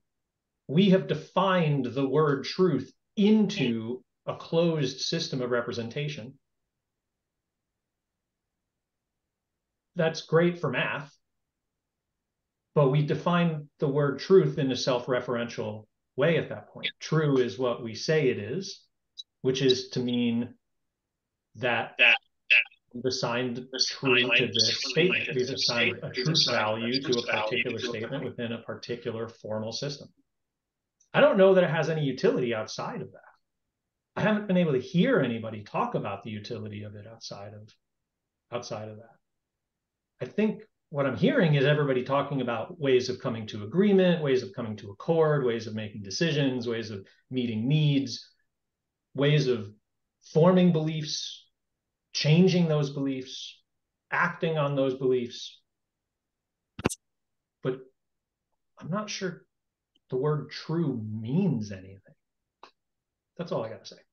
Thank you. But that's the point, that we don't know what. My point was, we don't know what it means. I mean, we all think we know what it means, but when you ask the question, you say, well, you're asking, well, what does it mean? And that it's so fluid, and it's so different. And a couple of people did say that they need to know that when they get up in the morning, it's going to be true that the sun will be up, or the floor is beneath your feet. Is that not the utility of truth, one's individual truth of what is, whatever that means? Yeah, I mean, again, I think that's a redundant word. I'm not sure that it has any new meaning. If we drop the word truth from all the things you just said and replaced it with other words about belief, expectation, sensory experience,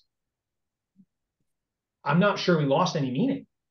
I think if I'm not wrong, Michael said that we need to believe in something so that we can do things, we can live, we can. That's right. We need agree. to believe in something. Well, we believe in something. As I said, I don't think there's any difference between belief and truth, by the way. I just don't see it. I know there's been a lot of literature about it. Yeah, I just don't see it. And when we have redundancies, we drop one. And we go with one. Not necessarily. Not necessarily. I mean, why do we need two words for biscuit and cookie? We should just drop one and just go with cookie. Because it's obviously the correct one. No, it's in English, the true word. In English, we got double words of nearly everything, because English is a combination of Saxon or Anglo-Saxon and Normandy, right? So French. So we do have double words, almost exactly the same for everything. It's why it's such a huge language. We don't drop them. We keep them. I mean, that's why it's so enormous in English. But anyway, that's just aside. But thank you very much. That's very interesting, Al. Thank you. Katie, you also have been very, very, very patient. I don't always share my takeaway, so I wanted to share my takeaway with you. Pontius, I had read a passage with Pontius Pilate where he asked Jesus, what is truth? So he's asking, what is objective truth? And we have Pontius Pilate judging Jesus in a human trial. So for me, that just added a lot of kind of a juxtaposition between divine judgment and human judgment together in the passage. This has really helped add more for me. So you're talking about the possibility of objective truth. Yeah. And you think there is such a thing? If it's not if it's not divine, or is it only divine If it object? is divine, then in our Judeo-Christian sensibility, then the mind of a divine would be infinite. So yes, there would be the possibility Okay. that was similar to the first comment that there was something comforting about religion's role in objective versus now we have more, it's more subjective. Yeah, it's comforting to people who believe, not to those who don't. Right? Okay. Thank you very much, Katie. Thank you. Maurice, you're back. Can't hear you. Maurice?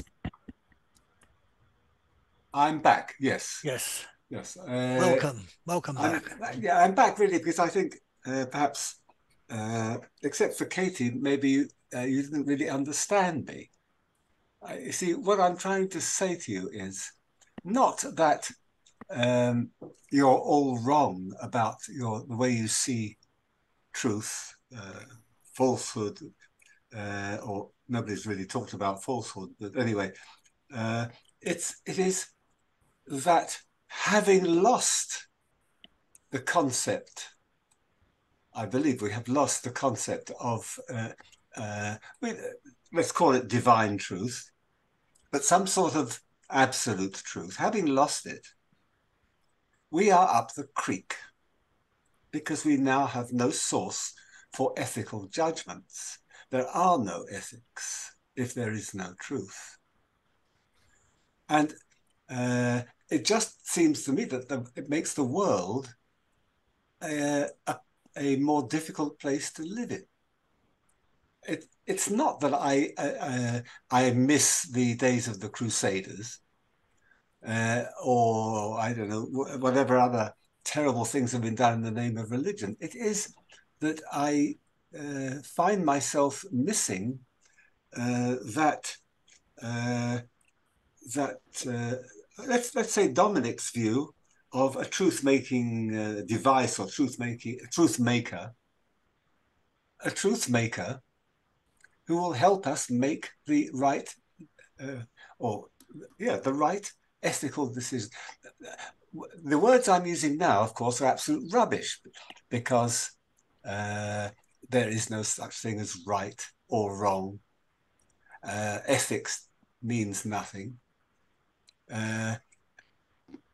But it doesn't make the world a better place. What I'm asking you, Ron, as a philosopher, and anybody else who can perhaps offer something, is how we can find a way back to having something that guides us in our ethical decisions in the absence of truth.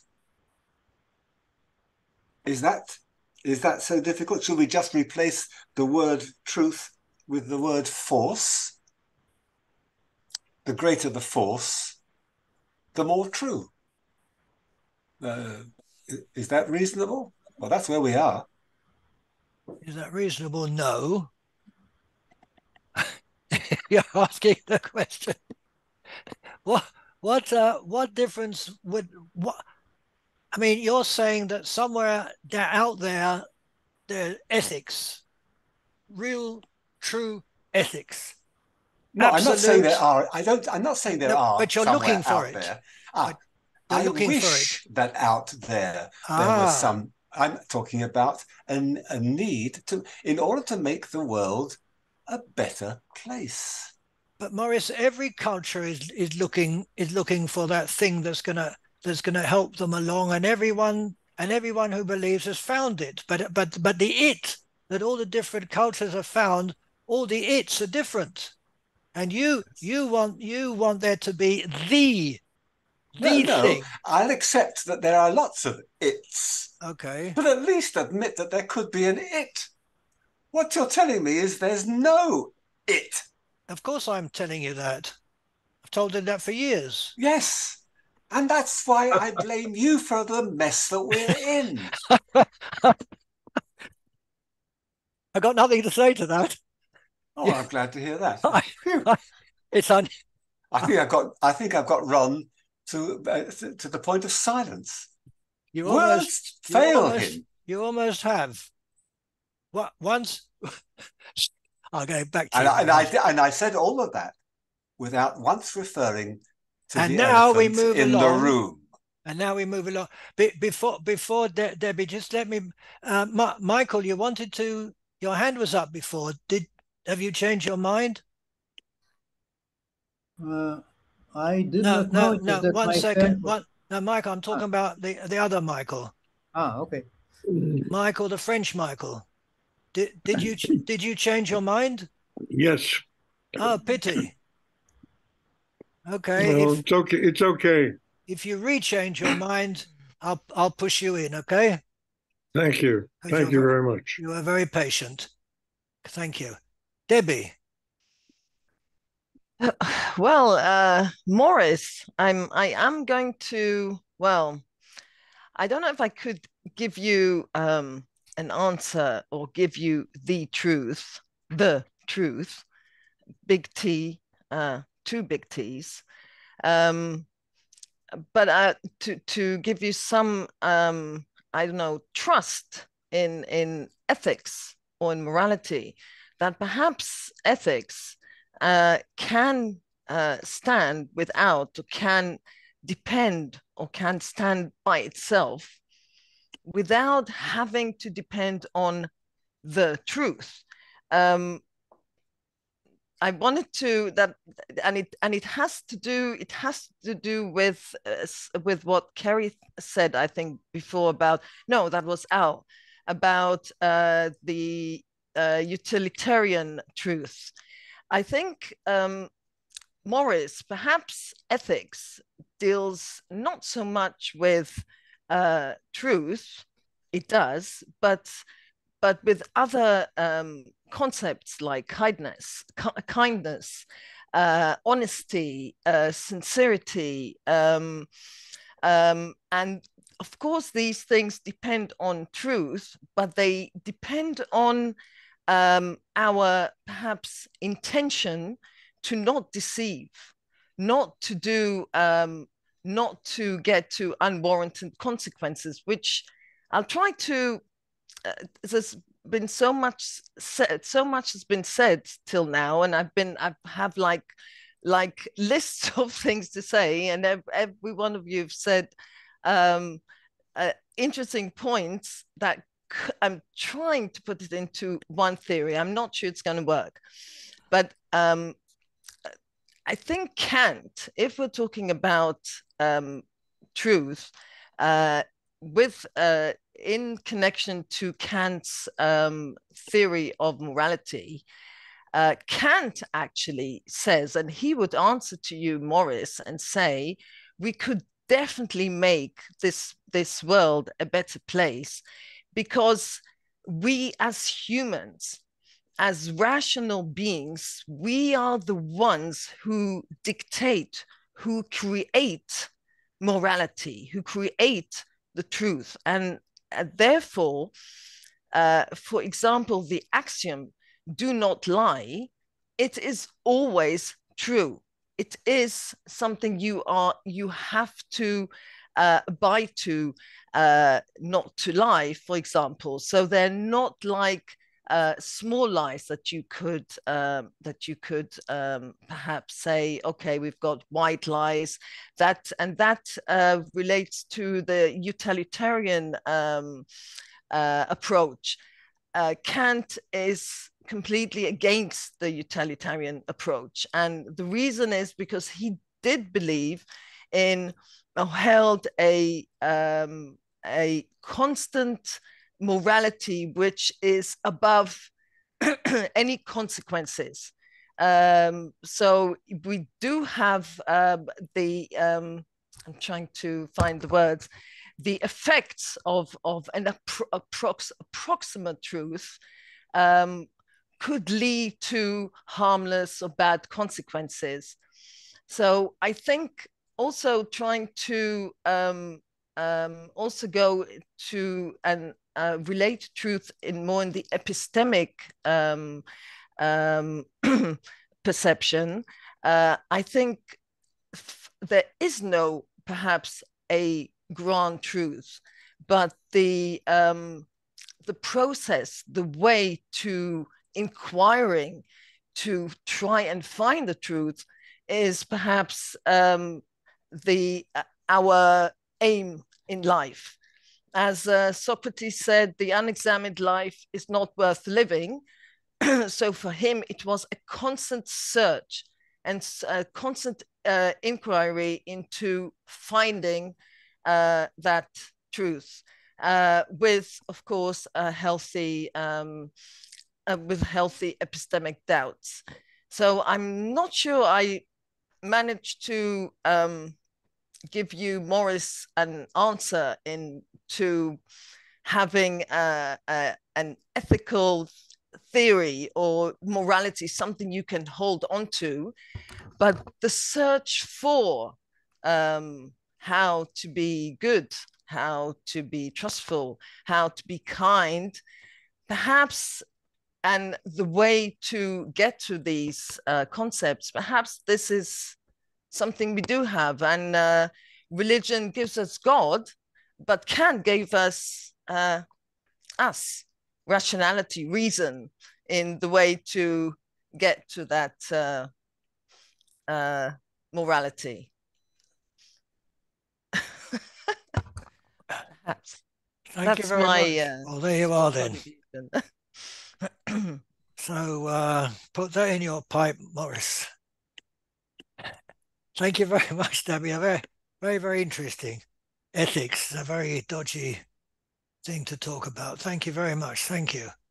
Bill, before I forget, is there any way I can identify you afterwards? Bill, any letter that I know that you're, do you know how many Bills there are out there? Bill K. Bill K. Okay. Okay, Bill K. Thank you. Okay, Bill, thank you. Thank you for your patience. Off you go. Thanks. In 1970, a professor of the philosophy of science at the London School of Economics named Imre Lakatos wrote a seminal article asking and answering the following question: how, through scientific history, did scientists tell the difference between true theories and false theories? In other words, how did they avoid false positives and false negatives, where a false positive is accepting a theory as true when actually it's false, and a false negative is rejecting a theory as false when it's actually true? He considered 4 explanations for how scientists made scientific progress through history. He showed why the first 3 explanations fail to explain how scientists made scientific history, and he showed how the 4th explanation succeeds in explaining how scientists made scientific history. So the first explanation that he showed fails is verificationism, that scientists simply collected the evidence that verifies the theories to come up with the true theory. The second explanation that he showed failed is naive falsificationism, that scientists simply collect the data that refutes their current theories until the only theories left standing are the true ones. The third explanation that he also showed fails is kind of a more refined version of falsificationism, methodological falsificationism. He showed how that fails too. The fourth explanation that he invented that succeeds is this: what scientists did is to make scientific progress through history is that they retained whatever current theory they had to explain the phenomenon in question, despite anomalies that seemed to falsify it, all the way until someone came up with a new theory that could explain all the current theory explained and could also explain all the anomalies that the current theory failed to explain. And then they would regard the new theory as true and the current theory as falsified. Not because it simply had anomalies, but rather because a new theory had been invented that could explain all the current theory explained and explain its anomalies. So what the new theory was doing is it was explaining. Well, I won't repeat it. I've delivered the information from Lakatosha's article. So that's his answer to the question of how scientists made progress to distinguish between true and false theories. So I'll leave it at that. Thanks for listening. Thank you very much, Bill. Very interesting. Thank you. Excellent. Do you mind, Roland, everybody? Bruno, this is your first time here, right? Yes, it is. So would you mind, Roland, if I move Bruno, because you've all spoken, and I think, Bruno, I'm gonna push you in there because welcome to the group, and you've been very patient. So go for it. Thank you. Very kind of you. Well, I would like to propose a logical approach, starting with a statement, a proposition. So you bring me a proposition, and you ask me, is it true or false? And then I ask you about this proposition. Do you mean always true? You mean in any place, any time, in all respects, in all conditions, in all settings, for everybody? Now, if you say yes, always, is it always true? Well, then I think nothing is always true. And I will reject your question and your proposition. I think in order to have a legitimate question whether a statement is true or false, the statement must be limited, must specify a context, must specify where, when, in which condition, under which conditions and settings, and for him. In this case, I can answer, or a scientist can answer, whether the statement is true or false. And of course, it may be partially true and partially false. So when the statement is so constructed, then and only then I can use methods to verify it or to falsify it, and then answer the question whether the statement is true or false. I'm finished. Thank you very much. Yes, that's yes. I think that's I mentioned, I don't know if this is what you mean. I mentioned that truth is contingent upon context, with context always dependent upon knowledge. Would you agree with that, Bruno? Yes, context is absolutely necessary. Without context, nothing means anything. I agree. Context is everything. Yes. Thank you very much. Very interesting indeed. Thank you, Bruno. Roland, back again on the roundabout. Yeah. Back for another bite at the apple. Yeah, there was a couple of points that came up in the subsequent discussion that I just wanted to make a few observations on. The first thing was about the relationship between, well, sensation. I think Al touched on that for a moment, and a few other people talked about, what are we sensing or whatever, when we are looking for what's going on, you could say, what's the truth of what's going on.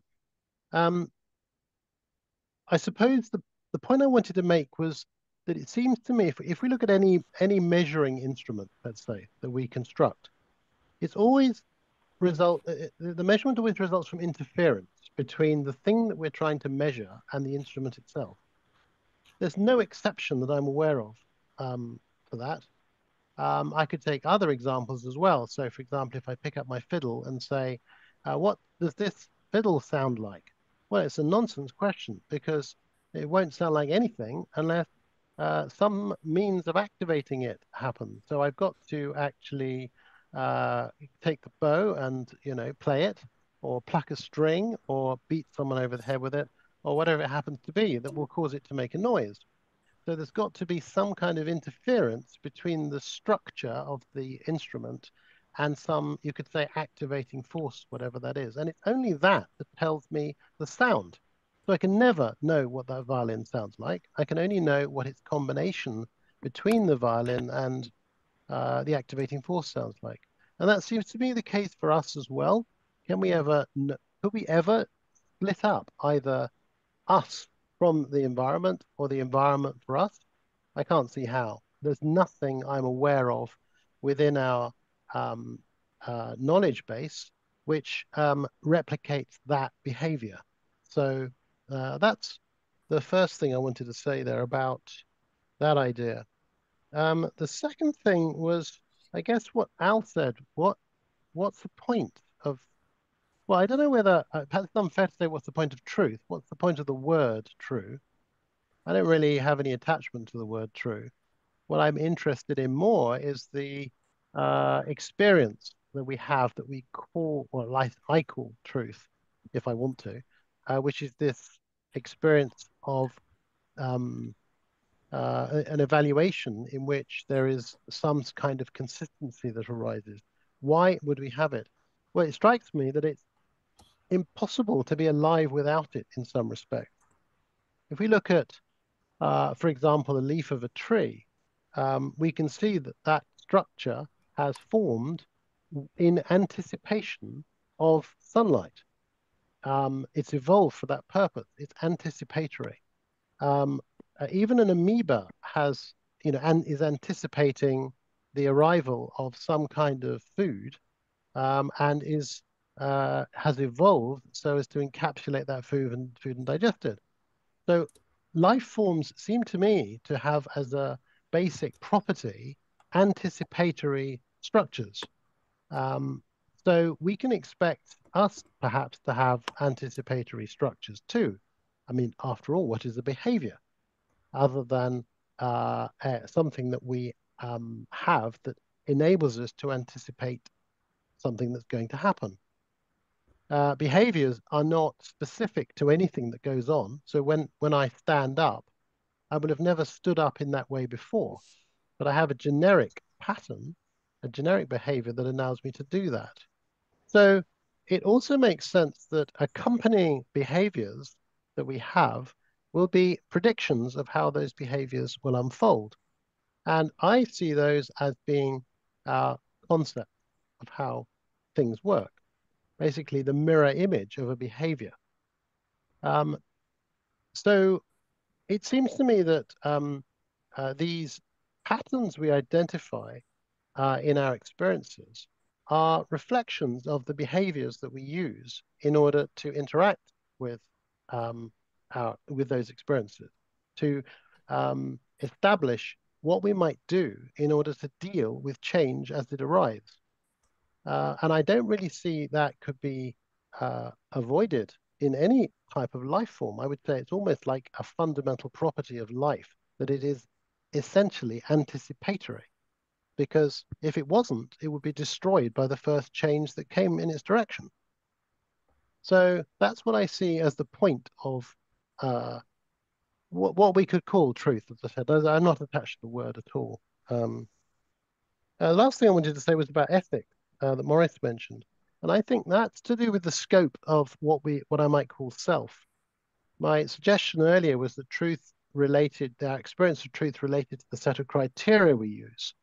Now, if it makes sense for me to throw myself in front of a bus to push my, errant son out of the way. That's not because I'm trying to preserve my state of health. It's because I have somehow extended my set of criteria that make what is true for me to be wider than just my individual self. And of course, we see examples of this through history with people who have embarked upon crusades to, perhaps that's not the right word, they've devoted their life to, for example, release or free their population from the rule of others or whatever. So they have expanded their sense of self, you could say, their set of criteria they're using to make decisions to include a whole range of additional things. So that to me is what ethics is all about. It's to do with the propensity of an individual to expand their set of criteria to include a wider range of living things. And they could include people or plants or whatever. So I think I'll stop there. Thanks. Thank you, Rowan. So ethics is always subjective. Ethics, if it's anything, is simply about the range of, or the scope, I think, that one incorporates within one's process of identifying what to do next. It's basically a matter of scope. So it is almost, it's not quite a thing, but it's almost akin to changing one's state of self. It's like if one belongs, the idea of belonging to a tribe, the tribal aspect becomes a part of one's personal identity, and therefore decisions you take are going to be based upon that wider identity. But they're always going to be happening within what we might call the consciousness of the evaluator. I guess one of the problems is going to be, who is that evaluator at that point? And I'm not sure there's an answer to that. Well, the evaluator would have to be the one who believes in the ethics, and the ethics would be in context, as Bruno said. I mean, ethics, the way you describe it, belong to whatever context one is in, and one expands only within the context that one expands into or from, right? It's context like everything else.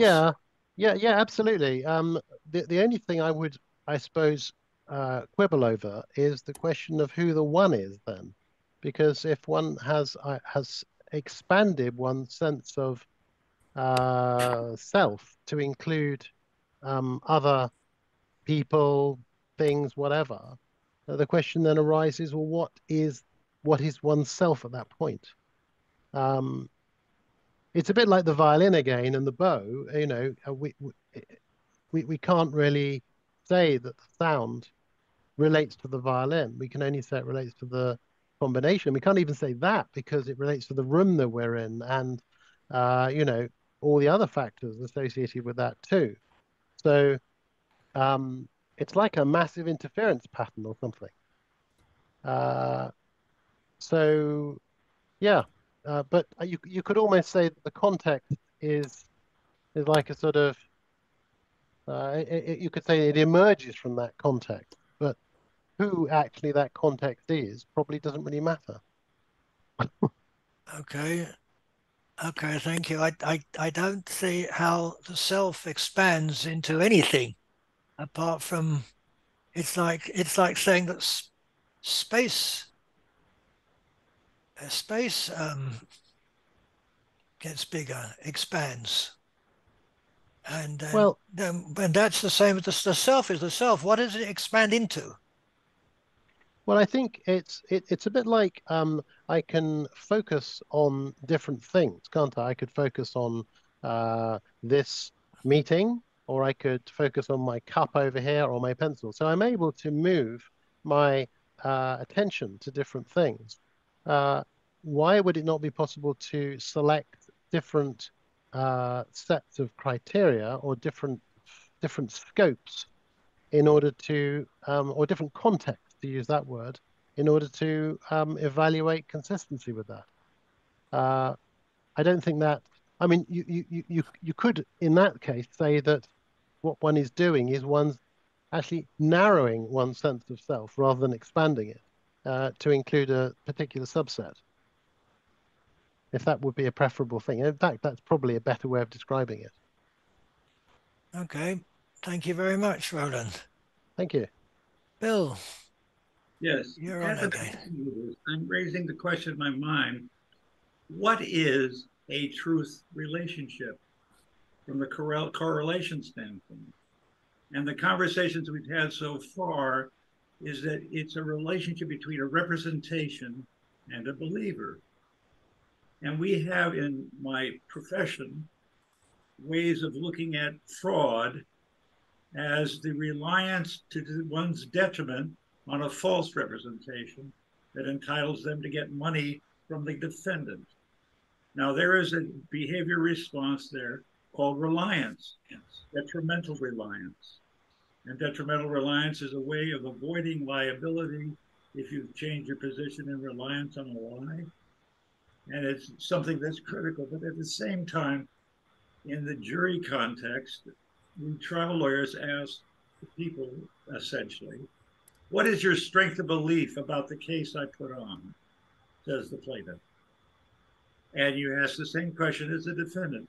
What is your strength of belief? And there are whole gradations of strength of belief. There's a proof beyond a reasonable doubt. And going down the drain a little bit more, it's preponderance of evidence. And below that, there's probable cause. Those are all strengths of beliefs of representation. And if we got clear that the correlation relationship is decisive in terms of determining what a truth means and how behavior responsive to it occurs. Because without the belief and the behavior responding, we can't really know the intensity or correctness of the proposition, because it's the behavior response that's going to test it, really. And so I just want to raise those 2 points, that the correlation relationship, call it a truth relationship, is only half the problem, because the other half is the strength of beliefs that the believer brings to the relationship. That's all I want to say. Yes, that's very interesting. Thank you very much, Bill. Thank you.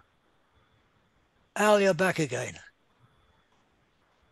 I'm back again. So digging off of my last attack, which was, I don't think the word true has any utility. Morris came back in, and I think he kind of gave us what one of those pieces of utility is. And I think the challenge that he's laying down, which I'll take personally as a philosopher, but also I have empathy for as somebody who also seeks what he seeks sometimes. The utility seems to be arriving at some way of knowing that our courses of actions are justified and will lead to good outcomes. And the proposal of dropping truth altogether or making truth totally subjective or making truth equivalent to belief seems to raise a particular challenge of, well, then that means we can't ever know 100% fundamentally perfectly that our courses of action will lead to the desired outcomes or desirable outcomes or whatever it is that the whole point of building a system of ethics is. And I think that's incorrect. I think that by saying, Ron, what you're saying, we're saying that construction of an ethical system is an ongoing, constantly evolving practice. It's labor intensive. And it requires us to shed old beliefs as those beliefs stop serving us. And it requires us to compromise when we encounter other people who have had vastly different experiences and organize in vastly different ways and rely on certain beliefs, certain agreements and shared agreements for their society to function or for their lives to function. So it's not that there isn't an answer to how do we build an ethical system, but rather that the answer is unsatisfactory to somebody holding Morris's position. And I think that's where we start to see the utility of truth. The utility of true as a assigned value to a thing is that we can stop thinking about it. We can stop worrying about it. We can stop working on it. We can absolve ourselves of all the actions that we take based on that thing. In essence, looking for that objective truth and then claiming that we have knowledge of that objective truth allows us to land in a place, and anybody who acts against our true ethical framework is subject to true judgment. And we find that the motivation of Morris's position, which is might shouldn't make right, violence shouldn't be, and power projection shouldn't be how we determine what's true, ends up being where we arrive at when we attempt to say we've arrived at objective truth. Because anybody who disagrees with us can be met with objectively justified force and power. So I think somebody in the chat said that truth does have negative utility. And I'm gonna adopt that position for the next hour or two in my head and wrestle with it. But I think that establishing the truth doesn't exist and has no meaning, the word has no meaning, and that belief is what we have, and that belief evolves, and that we are constantly constructing it and creating agreements with it and evolving our understanding based on just constant change, is laborious and necessary.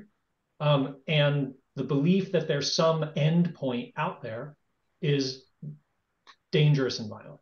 And that's what I have to say. I sort of agree with you. Thank you very much, Al. Very, very interesting. James, welcome Hello, back. everybody.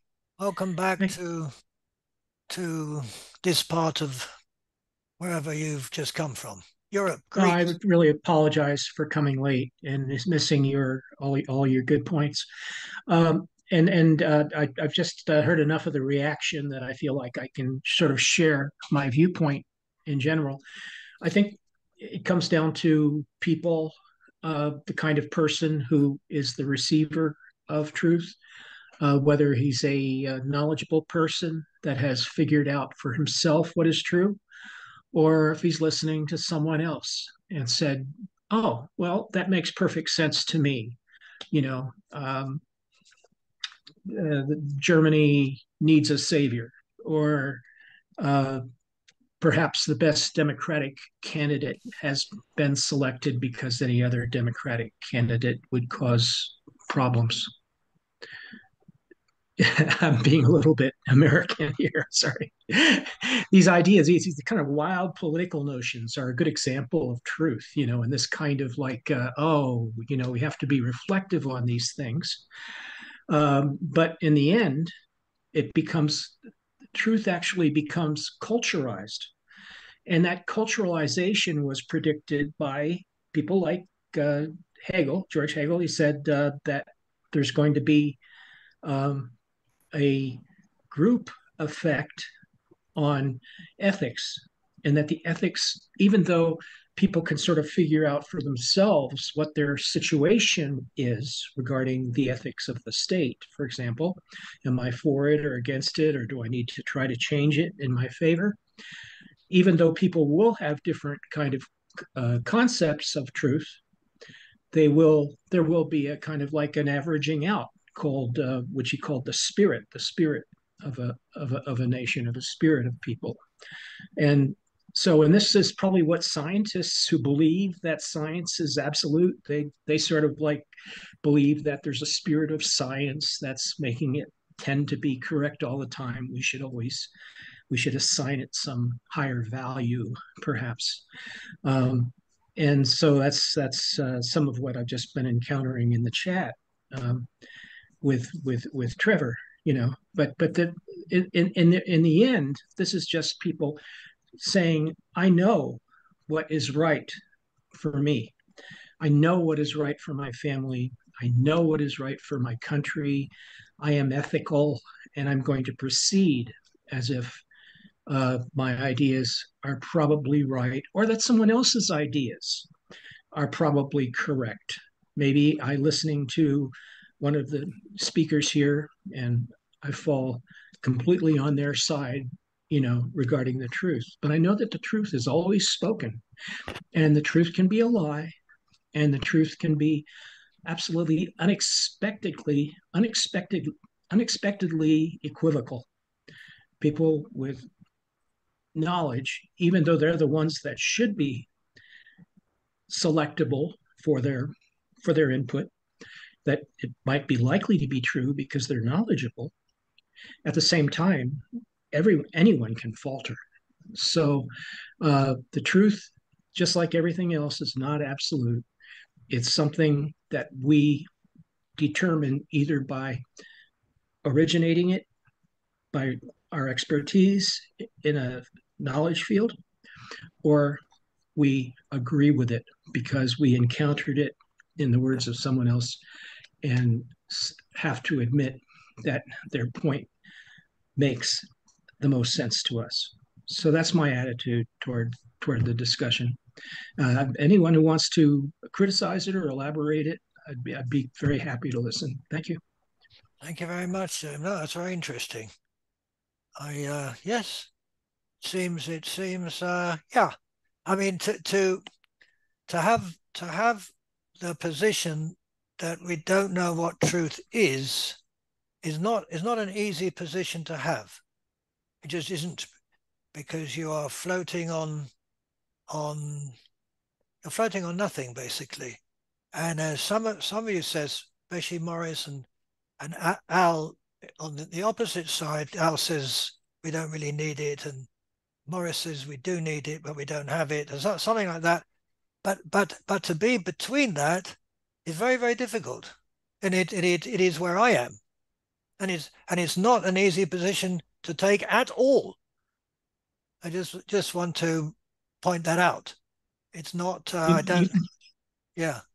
Ron, you don't agree that we're condemned to try to find it if we have expertise? No, I agree with you. Aren't we condemned to try to find the truth? Yes.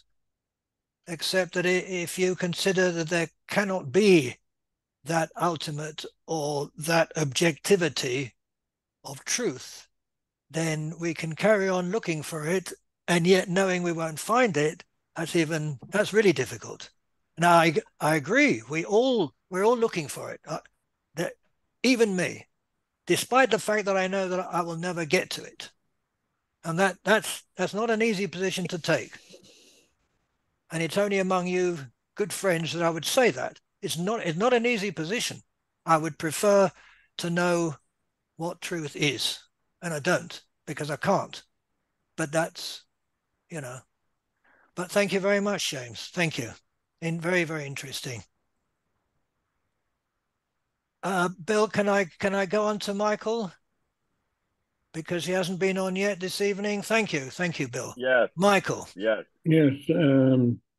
I must say the level of this discussion has been really, really wonderful to listen to, and I hadn't spent a whole meeting not talking for a while, and it's a good exercise.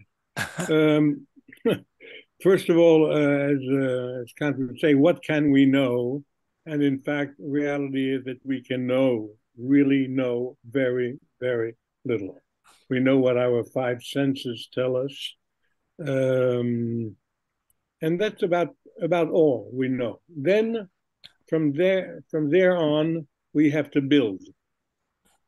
We have to build our knowledge, our view of the world, our Weltanschauung on trust. In other words, we somehow have to trust a newspaper. We have to trust a piece of information a friend told us. We have to trust, and we can only build by trust. And as we go along, sometimes we make a mistake and we are lucky enough to notice it. Sometimes we don't even notice it. Nevertheless, we do create a sort of a culture within ourselves, which allows us to look in the mirror and not be disgusted, and a trust in others. That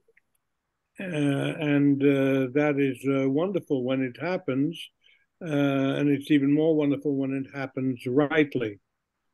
I find that the times we are living right now is really terrible because I think a lot of people are doing horrible things, and on all sides. It's really a very difficult period to live in. And I think it's the first time in my life in which I somehow cannot agree with one side a bit more than on the other. It's really terrible. And I must say, this continuous building of what we finally call our own culture is certainly not the truth. It might be a truth, and with a bit of luck and a bit of honesty and a lot of ethics and a bit of effort too, we can reach a point where we think we are probably more right than wrong. And it seems that's one thing. The second thing is that I noticed that the non-truth has practically not been talked about, probably because it's quite evident, but in that non-truth, there are some true things, and we should know that. We should be humble enough to know that. That's all I really wanted to say, and I wanted to say thank you. Thank you very much, Michael. Good to have you again. Thank you. Yeah, Bill. Thanks. 20 minutes ago or so, Al Vasquez put on the table a simple proposition. The proposition was that the word truth has no meaning aside from people's agreements about what is true, people's agreements by convention as to what is true. So I disagree with that proposition because, well, let's just give a simple example. Suppose that people all agree that it's true that if you hold a rock in your hand and then you let it go, it will fall upward in the upward direction. And suppose people all agree that that's true. That doesn't make it true. It's false. If you hold a rock in your hand and you let it go, it will not fall in the upward direction. It will fall in the downward direction. So there is a meaning of the word truth beyond simply what people agree is true or not.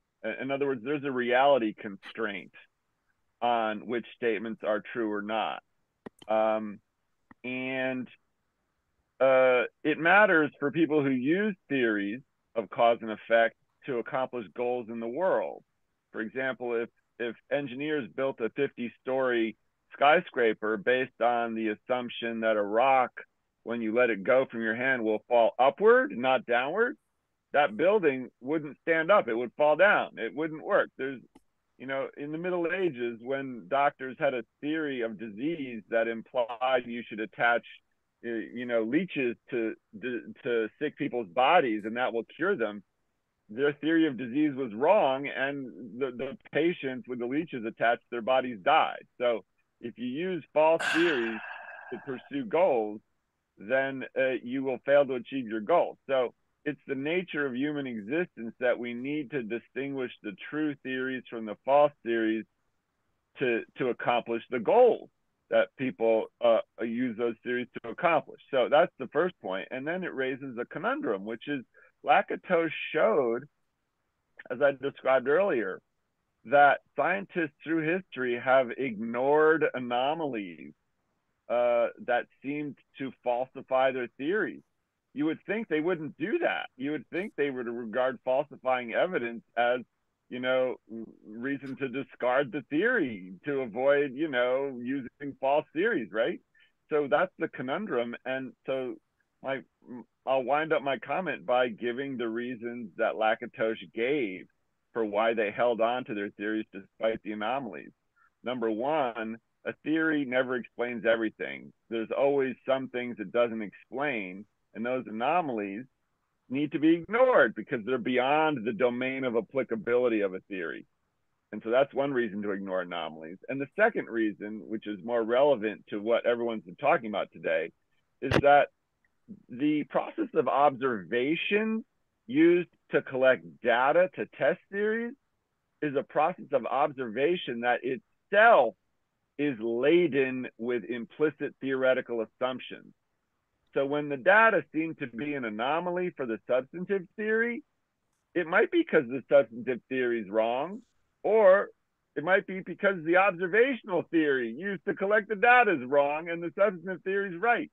So these are the reasons that scientists had to hang on to theories despite anomalies. It's because the theories were the best they had to accomplish the goals in the real world that the theory was being used to accomplish. And until a better theory came along that could explain all the existing theory explained and all the anomalies it failed to explain, they had to hang on to the current theory because people were using it in the real world to accomplish things in a world where there is a reality constraint. If you build a building based on the wrong theory of, physics, the building will fall down. So people need theories because there is a reality constraint that constrains which activities will succeed or fail in achieving a particular goal. And so you need to know what the reality constraint is, and the best theory available, if that's the best theory you got available, you got to stick with it, even if it might turn out 10 years from now to have been wrong at some level. So I think that's how this is my final point. That's how humans have basically thread the needle between the skillet and the Charybdis, of living in a world where we need theories, yet our observational lenses for testing our theories are all subjective and biased. So this is the best we can do. Use the best theory we've got until a new one comes along. Thanks for listening, and I'll pass. Thank you very much, Bill. One small point. We've been here nearly 3 hours, so I'll make it very, very, very quick. There is a huge problem with saying that theories in the past were wrong. If you think of my example about the coffee cups, and if you're saying that the theories in the past were not true, what you're now saying, which goes against what you said at the end, is that what we're saying today most probably is also not true, because tomorrow they'll find something to say what they said was not true. To say that wherever we are is true is a very arrogant way of looking at the world and our place in it. We are one tiny step along finding more closer and closer to truth. Yesterday, what they believed yesterday was true for them. In that context, true. And now we can't go back and say, well, retrospectively, it wasn't true. No, it was true at that time for them. That's the only point. Yeah. Yes. I'm referring to the kind of examples Lakatos gave from the sciences of physics and chemistry, where there were theories in the past that physicists and chemists held that are now universally regarded as false. I'm referring to those kinds of theories in the past that everyone agrees now are false. That's always been that's always been the case. And I'm saying they were not false at the time. At the time, they were not false. In their context, in the knowledge they had, that was true. And I can't now go back and say, well, they didn't really know. No, it's true, they didn't really know. And we don't really know today. And tomorrow people come back and say, what a load of rubbish. They were wrong. No, we're not wrong today. The truth is what it is at the time it is. And that was my point about the coffee cups and how truth changes. It doesn't change the world, except that it's very important to understand context.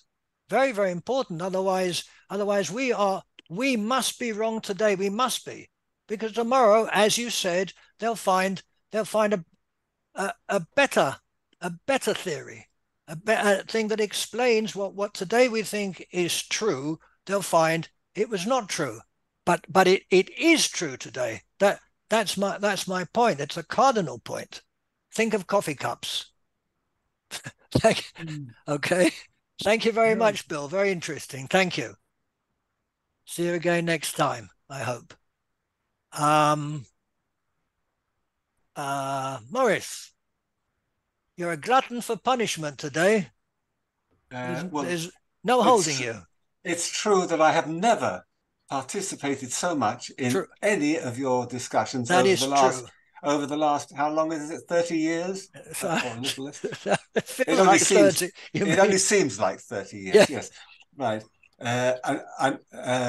As always, it has been wonderful to hear all of these points of view and ideas, some of which I personally agree with, or some I don't agree with. It really doesn't matter, because it's just fascinating to hear how people see the world and how they see themselves and how they think.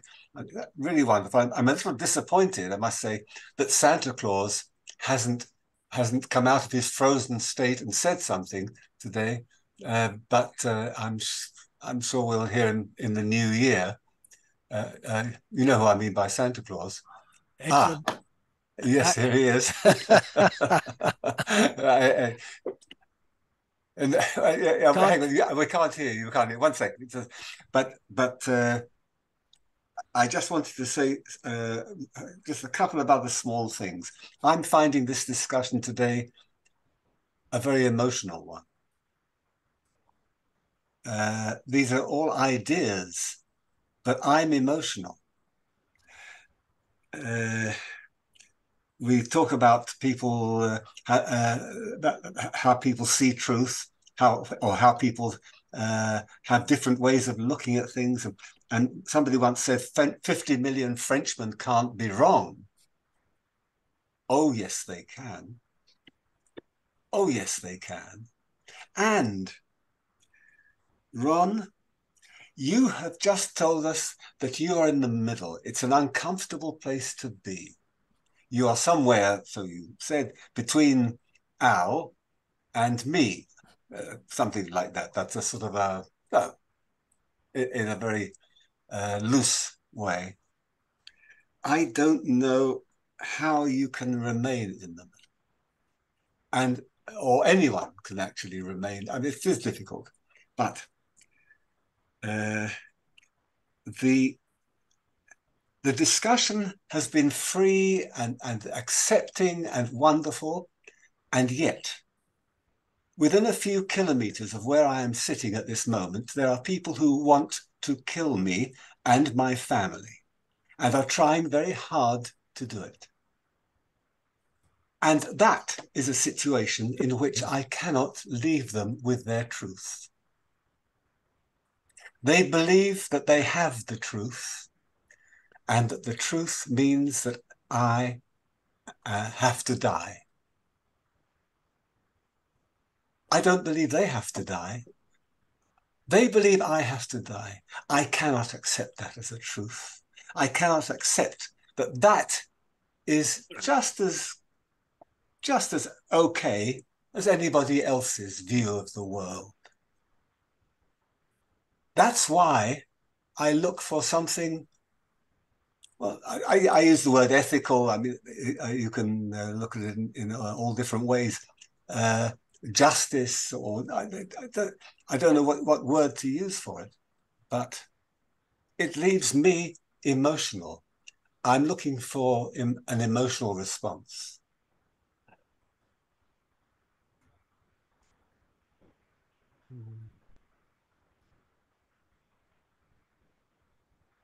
All I can say to that is that put a gloom on the proceedings.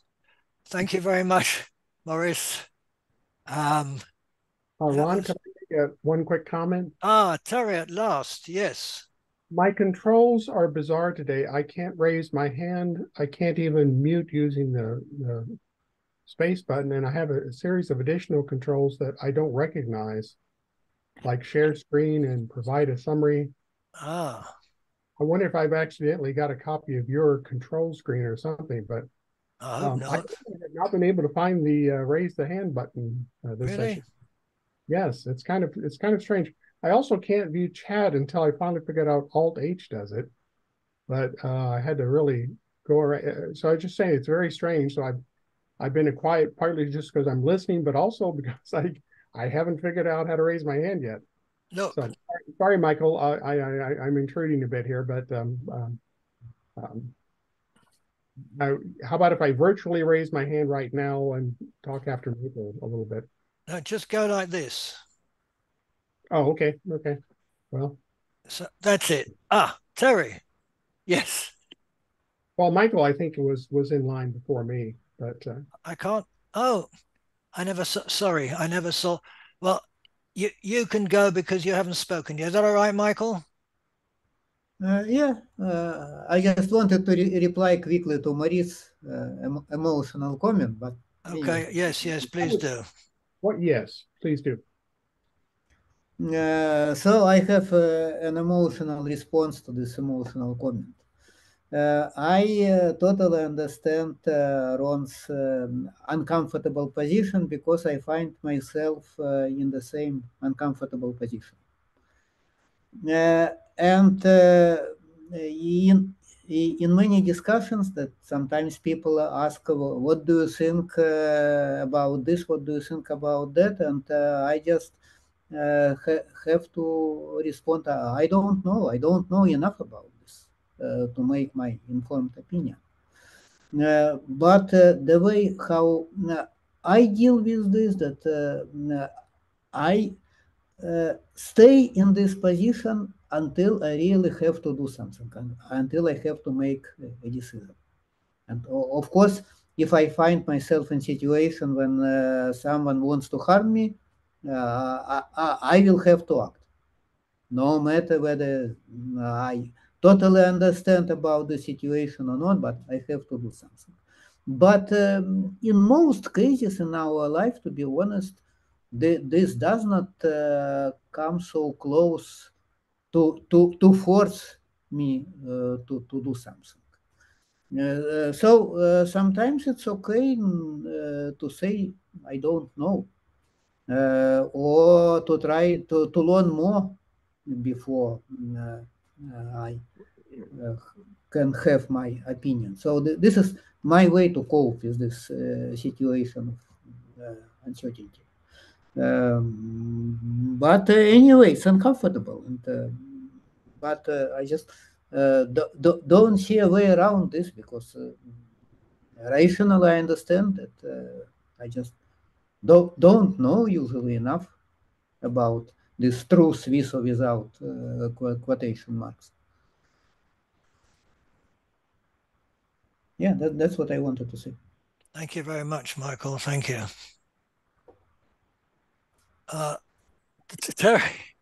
Terry without the hand up. Yes.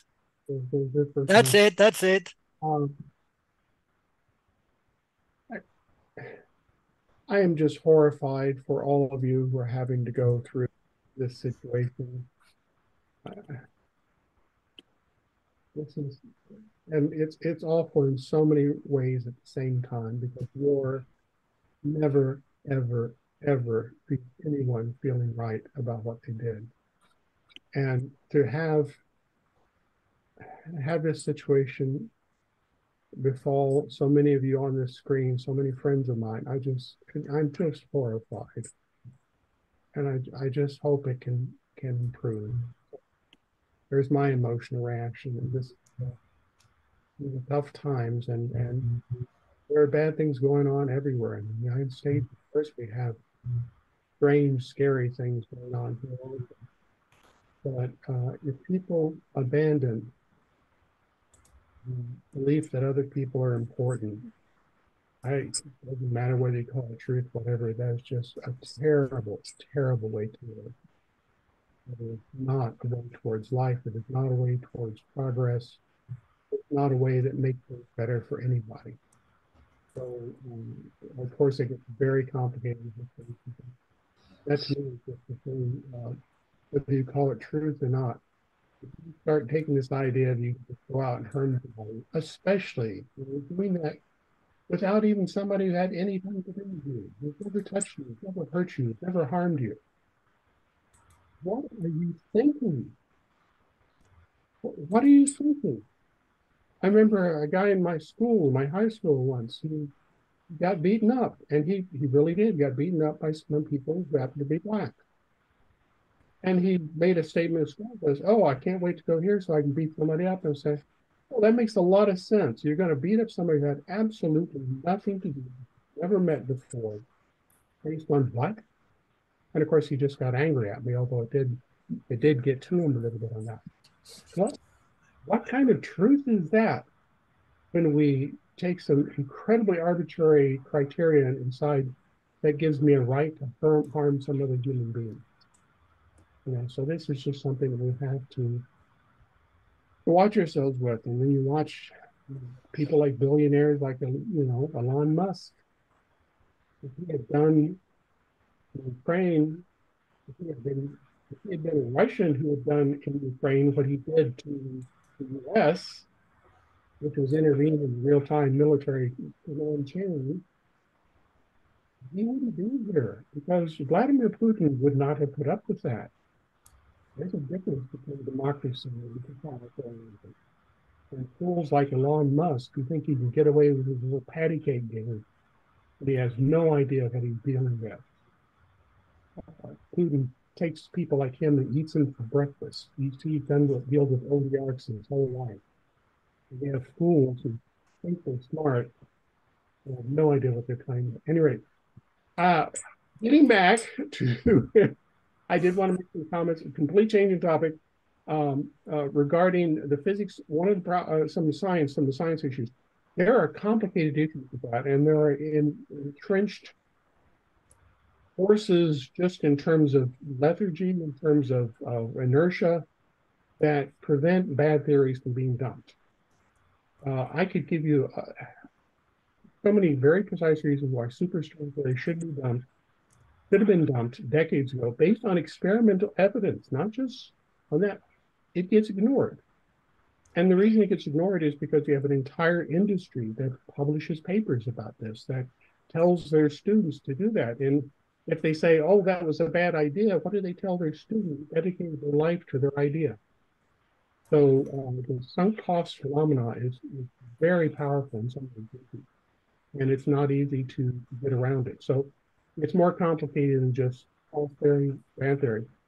It is hard to get people to pay attention to simple experimental facts. It's incredibly hard. I've even seen a thing where theorists just literally just laughed at how the experimentalists kept trying to keep us from doing their theory. Because what has that got to do with it? I'm just like, what happened to physics? I thought that was the whole point of physics, is that you paid respect to the results of experiments. So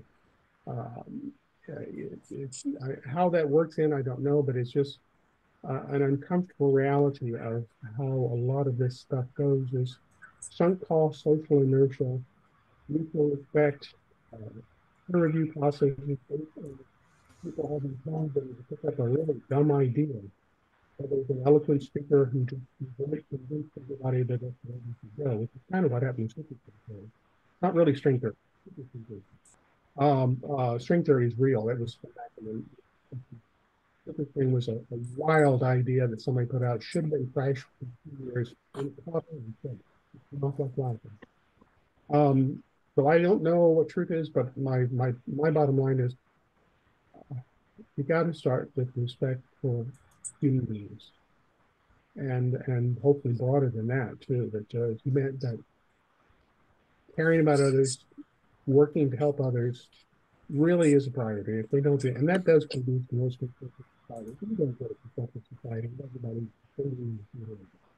because you're wasting all your resources shooting each other, literally. Cooperation, trust is built on the idea of respect each other, respect so important for everybody. So, truth, beyond my pay grade, but it's an important issue to talk about, and I just have my little point that I'll stick to, and I think the most important is respect each other. I'm done. Thank you very much, Terry. Thank you. Thank you very much. Josh, do you know how worried I was that you disappeared? I'm sorry. I mean, I cheated on you. There was an overlapping Zoom conference that I wait a minute. Are you telling me that you went to another one instead of this one, and I was worried that something had happened to you, or that I said something that you didn't like? Gosh. Well, last time this happened, I chose yours over the other one, so I thought I had to be fair, even-handed No, here. So it's not a matter of fair. It's a matter of the truth. that's right. Anyway, welcome back. Thank you. Bill. Thank you. So make it short, please. We've been here 3 hours. Okay. Exhausted. When it comes to distinguishing between true causal propositions and false causal propositions, it is essential to distinguish between three domains of causation, because the methods for distinguishing the true from the false propositions are different in those three domains of causation. So the first domain is the non-biological world studied by the physicists and the chemists and the materials scientists. The second domain is the non-human biological world of other species whose behavior is almost completely non-intentional and non-intentional. And then the third domain of causation is the human world, where most behavior, or at least a good deal of behavior, is intentional. And in that third domain, I simply wanted to put onto the table 3 or 4 different systems, and I'll just state each system in a sentence or two. Systems that humans have developed in the last 10,000 years or so to distinguish true causal propositions from false causal propositions, or true ontological propositions from false. So a jury trial is how people distinguish whether the defendant caused the illegal damage or did not cause the illegal damage. An election is how in an electoral democracy, the citizens distinguish between the ontological proposition, the people prefer candidate A to candidate B. An election is how they decide whether that's true or false. And if false, that the opposite is true, that the population prefers candidate B to candidate A. The third mechanism is markets, which distinguish true from false on a proposition such as product X is a good value. If the company survives market competition, then yeah, product X is a good value is true. If the company goes out of business, then the verdict of market competition is that the proposition product X was a good value is false. I could go on. The point is that people in the human species need ways to distinguish true from false propositions, and these are some of the methods that they've figured out to distinguish. And the point is that different methods are used for different kinds of propositions, whether it be law violation, determined in a court of law, or, political preferences determined in an election, or product value determined in a market. You could go on. The point is that there's no overarching method of distinguishing true from false. You need the method that's right for the domain. So thanks for listening, and I'll pass. Thank you very much, Bill. Thank you. Very interesting indeed. Thank you. Josh, keep it short. You must be tired, so keep it short. I'm full of energy. I don't know if anybody discussed approaches to truth and falsity that say Heidegger in the later Wittgenstein, with his language game sort of proposed, and that is that truth and falsity are ensconced within systems of presuppositions that are not themselves amenable to belief, to epistemic belief. Epistemic belief, whether something is accurate or inaccurate, truth or false, real or unreal, all take place within these frameworks. But the frameworks themselves, for example, you can think of Kuhn's paradigms. The paradigms themselves are not amenable to epistemic questioning in terms of whether they're true or false, because they're ways of looking at the world, which doesn't mean that you can't make a kind of progress, but it's different than, you can think of it this way. Okay, we have a way of, somebody has an ethical system, and within that particular ethical system, they have a very good sense of or they think they do, of how to determine truth versus falsity. But then if you get a kind of a paradigm shift, as you pardon the expression, then the criteria shift. And there may be good reasons to do that, because one may now have landed in a whole different kind of a framework of understanding. It may be different, but it might be a richer one. It might be one that gives us different ways, but maybe better ways, different but better, of being able to look at the notion of what's true and false.